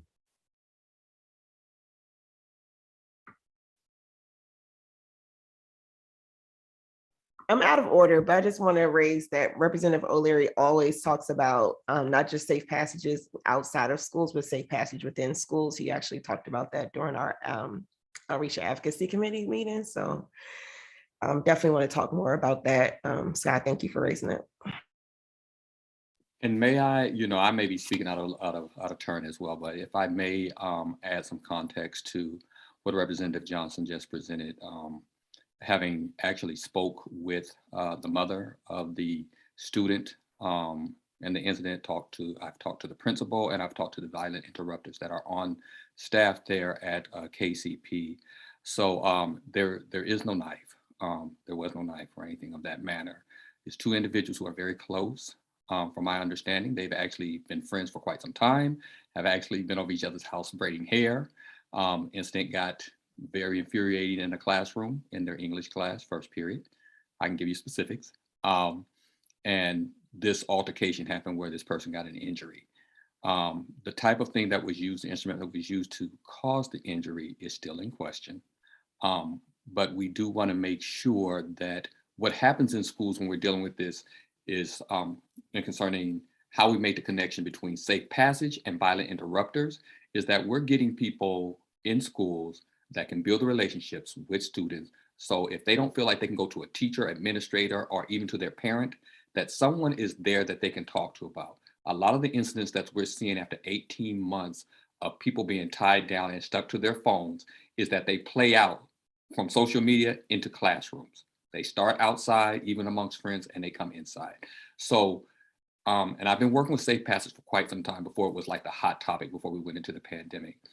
But the pandemic kind of exasperated everything because of social media. And just social emotional, just abilities to come together.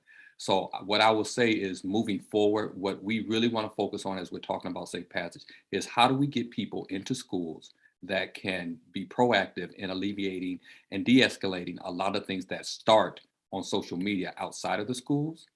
And so we can get people to the table and de-escalate those type of things. I think that's very important. We are working with the family, just so you know. I spoke with the mother. This young lady just made the cheerleading team. She wants to get back to school. Her mother wants her to be back in school, but like all parents, she wants her child to be safe. And so that is being worked on by the administration there at KCP, the violent interrupters there, and the parent that's involved. So I wanted to add some context to that. Thank you, Representative Patterson. Thank you. Representative Patterson, I believe you just went. Okay, so you took your hand down. Thanks for the context. And yes, we would keep the student and the school community in our thoughts. Members, that brings us to the end of our meeting. Is there a motion to adjourn? So moved. It has been moved. Is there a second? Second. All in favor of adjourning, please say aye. Aye. Aye. All opposed, please say nay. It looks like the ayes have it. This meeting of the State Board of Education is adjourned at 8:13 p.m. Thank you, everybody.